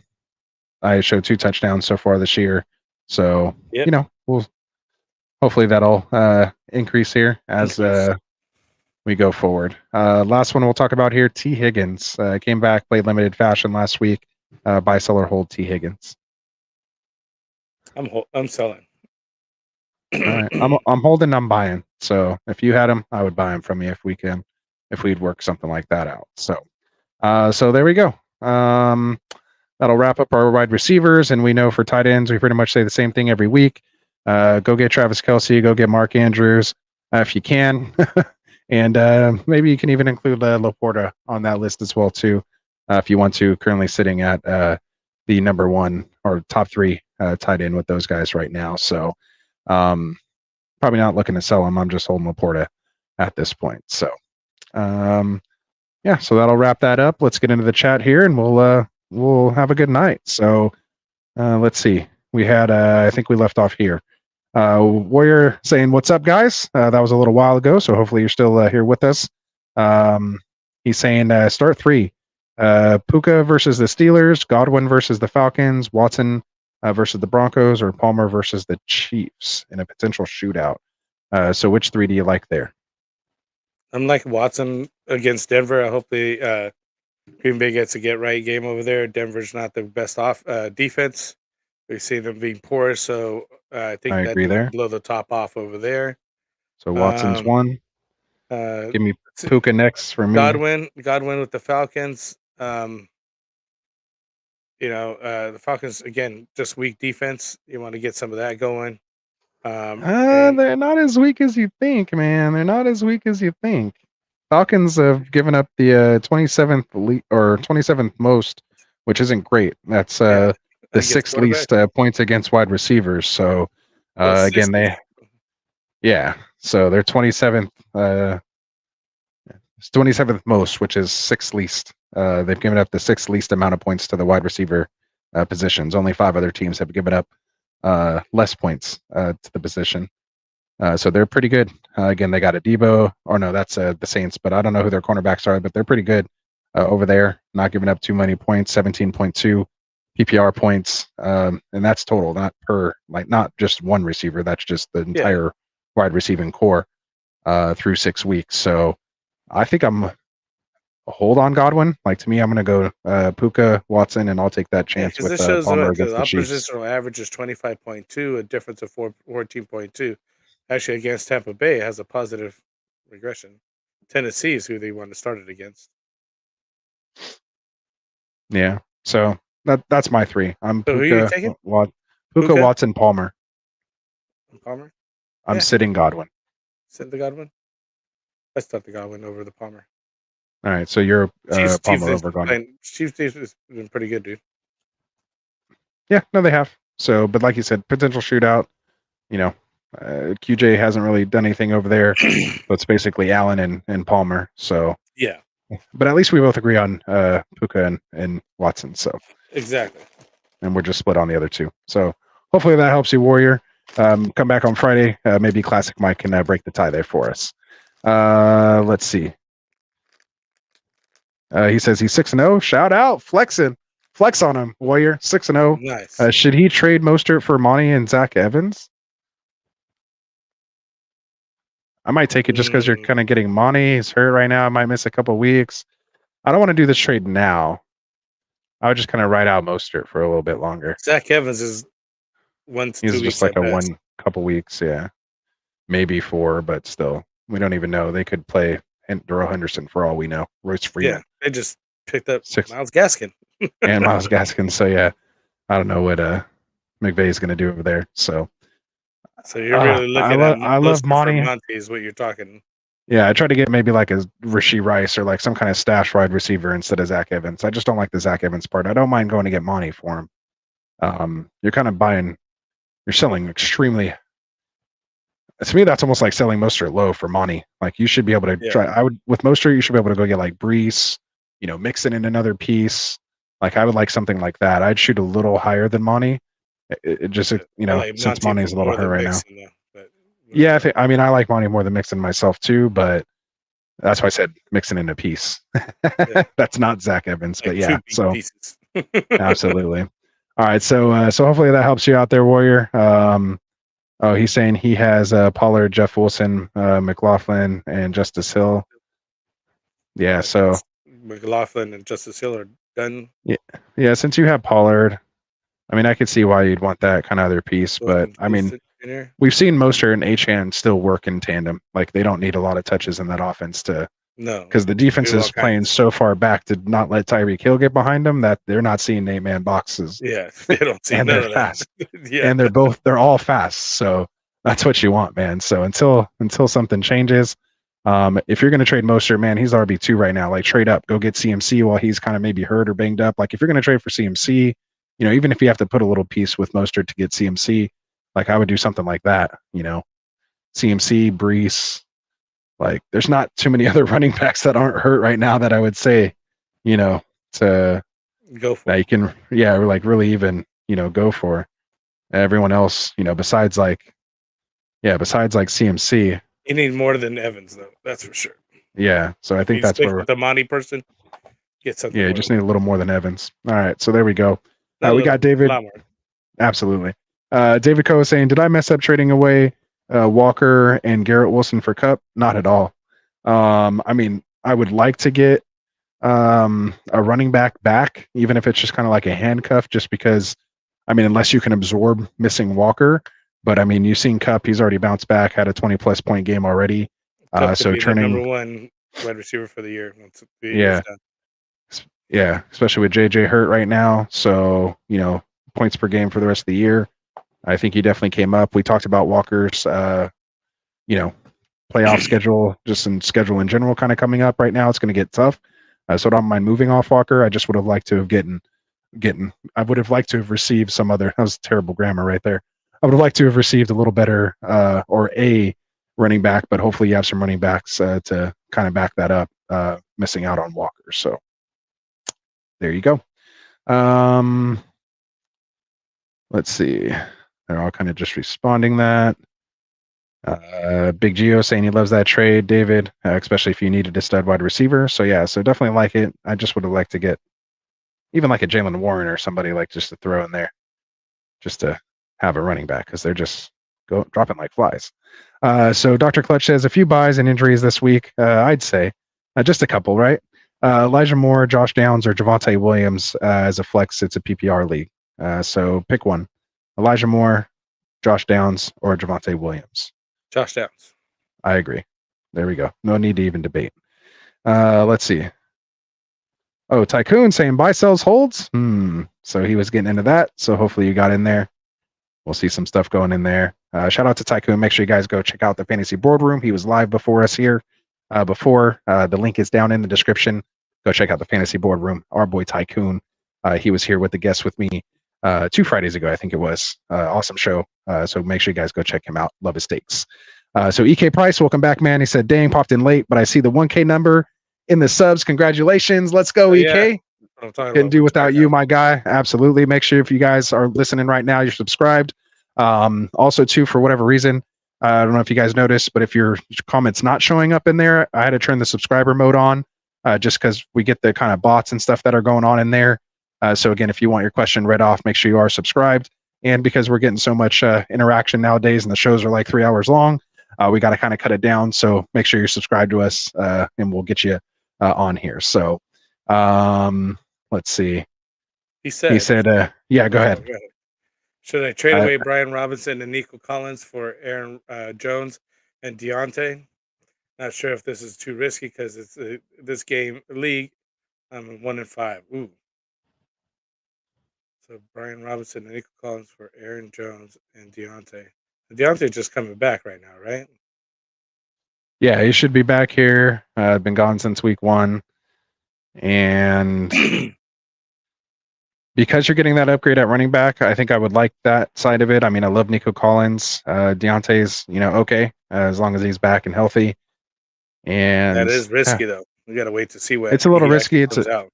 Yeah, it's a pretty even trade as far as just kind of overall pieces, like in a vacuum. Like, I don't think it's really one way or another. I think it's very even, nice trade. So if you like, these guys a little better, last time we saw Aaron Jones play a full game, he did finish as the RB1. Just saying. Yeah. And we know what Deontay's, capable of there. But yeah, it is risky. 1-5, you're trying to make that comeback. Sometimes, if Brian Robinson, Nico Collins got you 1-5 right now, obviously it ain't working. So maybe it's just time to switch it up. And Frank knows all about that. You remember that one year I traded my entire team except for Peyton Manning. Everybody away. Peyton Manning and Demaryius Thomas. I only kept them and traded everybody else. Ended up making it to the playoffs. I think I lost in the semifinals, but we still made but it. Yeah, I was terrible. I think I was like sometimes 1-5, 1-6 even when you have the right guys, they just don't gel well. They don't have the right weeks proper together or whatever, and exactly they just don't gel. I mean, sometimes you got to just switch it up. Yeah, sometimes you got to just switch it up. So yeah. Let's see what else we got in here. They're saying you got that. Smokey looks like he might have bounced out already. This was a little while ago. I said thanks for a good time, guys. Appreciate you, Smokey. Absolutely. Make sure you go veto that trade, though, my guy, if you can. But no, other than that, man, we'll be rooting for Burrow and Chase over there for you. Don't worry, I got plenty of shares of that. These guys are feeling that Mostert won't be worth crap later. Yeah, it's gonna be rough with Mostert. So yeah, you got to move on him. Yeah. Oh yeah, and see, Tycoon's kind of saying with us like he's betting Hendo gets that job. So yeah, that scares me. Hendo just scares the crap out of me. For whatever reason, they really like Hendo. I was surprised they even moved off him, honestly. So, let's see. Do we have any other questions in here? I think they're all kind of just talking to themselves. Oh, here we go. Connie's in the house. What's up, Connie Bo? Conrad. That's our boy Conrad over here. He says, I got offered DK for Puka and Javante, and Jordan Addison for Puka. Okay. DK for Puka, and Javante, and Jordan Addison for Puka. So no on the DK for Puka and Javante. I'd rather keep Puka and Javante, and Jordan Addison for Puka straight up. I'd still want Puka. So keep Puka. We agree with you. I don't really like either of them either. So there you go. Dr. Clutch, as much as it frickin' pains me to say it, yes. I think if you need to drop Dotson right now with all the teams on a bye, stuff like that, we just haven't quite seen him pop. Maybe he becomes a league winner by the end of the year, but as of now, if you need to open up the room, it's sad to say, man, because he was one of my guys I was all about and just did not. I mean, Logan Thomas is freaking outperforming him right now, so that's just tough, man. That's just tough. So EK came back and said, or should I trade away Devontae Adams and Brian Robinson for Kamara and Debo? This one I like a little better. Devontae Adams? You're going to move on Devontae Adams?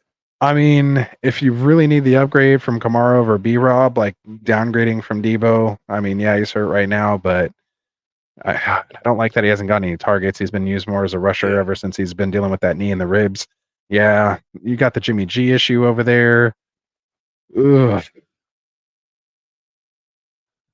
Do it. Yeah, I don't know, man. I think you know how I love Devontae, man. I think I got to stick it out with Devontae, man. Hasn't been nice, but I can't ignore the 40-point game. I can't ignore the 15, 20 targets he was getting in the beginning of the year. We do need Jimmy to get back healthy. Well, now he's got Brian Hoyer. Which might even be better. Like, Brian Hoyer's a vet. He knows to just freaking throw the ball to Devontae. Like, he ain't messing with nothing else. So I think I'm going to stick with Devontae and ride it out with B-Rob Jr. But I could see what, if you wanted to just kind of switch things up, I don't think it's terrible. Like, I'm not clowning you or anything for making the trade, but personally, I think I'd stick it out with Adams and B-Rob. They're just more type of my guys. But I do like Kamara too. I have several shares of Kamara. So anyway, Dr. Clutch said not too many QBs available. He has Fields out. Which one should he scoop up, Baker or Howell?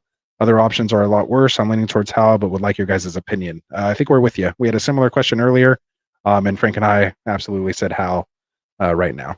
Yeah. Howell for sure. There we go. Tycoon's just chiming in. He said keep Puka, so we're the same there. He said absolutely safe to drop Dotson, and he would also keep Devontae. So 3 for 3 with us and Tycoon. So there we go. And It's a little bit better, but I think we could close it out. Yeah, we're getting there. You're looking ahead. EK said it's a 1-5 record because of the worst injury luck. He had Chuds, Adam Fields, Khalil Herbert, Muth were all pulled out mid-game in different weeks. That costed him. Yeah, that's tough, man. That is tough. We've all been there, man. We're saying thanks, so we appreciate that. And did I miss something about Swift? A lot of chatter. It's just chatter between them. It's all chatter there? All right, and I think we're there. So he says, I hear you. All right, so there we go, man. So that'll do it. We'll wrap it up there. We'll make made up a little bit for missing the Monday show there for you guys. We always want to make sure we get to you guys here in the chat. So again, we really appreciate the support getting us here to 1,000 subs. So there we go. We have Chiefin coming in here. He says one last one we'll get to here. He says half PPR 10-man league.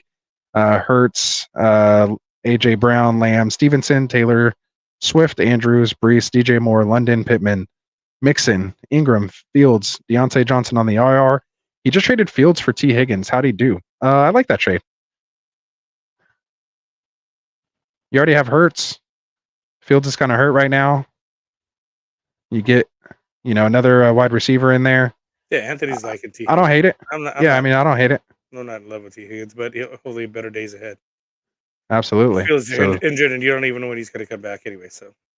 Yeah, so I don't hate it. I think you'll get Higgins putting up points in your lineup before you get Fields in there. So there you go. Gio saying thanks. Brooke saying you guys are still going. That's how we do it, man. We had to make up for that Monday show. Conrad saying good night to you guys. We appreciate it. Yeah, it's definitely time. Tycoon saying glad to catch you guys for a bit. Yeah, we're again. So we're on there, man. Appreciate you guys a ton, man. We appreciate you guys. So yeah, man. Before we wrap up, of course, I got to take care of a little bit of housekeeping here. We'll do the quick read, Frank, and then we'll get out of here. So you ready to key up those things over there for our boys over at underdogfantasy.com. So for those of you guys who don't know, Underdog Fantasy is a best ball platform.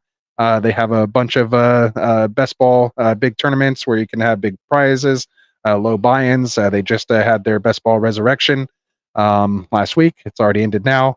But in addition to that, they have their pick'em contests, which are a lot of fun. Right now, they're giving away $100,000 on Sundays. They're $100,000 Sunday giveaways where they just select 10 random people that included their feature pick in their entry, and they each win $10,000 each. This week's featured pick'em is Marquise Brown. As you guys know him, Hollywood Brown. Higher or lower than 56.5 total yards. So all you have to do is just include that. You don't even have to get it right. And you could win $10,000 just for including him there. So make sure you guys get into the description, use the link to go sign up. Use that promo code GetRight when you do. And they're still doing their $500 deposit match, 100% when you make that first deposit up to $500. So make sure you guys go take advantage of that while they still have it. So again, go sign up now. In addition to that deposit match, they are doing their new customer special. This week, if you get your account signed up before Thursday's game, it's Derek Carr, higher or lower than half a total yard. So basically a free pick just for signing up. So use that promo code GetRight and make sure you guys go check that out. Not a bad deal right there, man. I like the picks. Absolutely. It's one of my favorite things to do. Anthony likes to do the best balls and things like that, which are cool. But I just like going in there and just kind of do a parlay, really. Pick a couple guys. Can't say that, but yes. Ooh, I was so close. I'm telling you. Almost got to shut down for that one, but that's okay. Your entries, your contest, you could put in those contests. So that's what we can say. But yeah, so go check them out, man. Those pick'ems are a lot of fun. If you guys want to get in with us, let us know. We'd like to do those. And of course, our boy Tycoon over there, he'll help you out with those higher, lower picks and stuff like that too. So again, make sure you guys go check him out, as well as our boys at Dynasty Pylon, and of course our affiliate channels here, the Fantasy Frontline with Tim and AJ. You got the Check Down podcast with Cody McGoat, Shirtless Pat, Greg, and the fellas over there. And then coming soon, our boy Adam J over here with the Dead Zone Fantasy Show, all coming here. And again, make sure you guys are all subscribed to them if you want to win that 100th subscriber, 1,000 subscriber. I'm not even used to saying it. Man.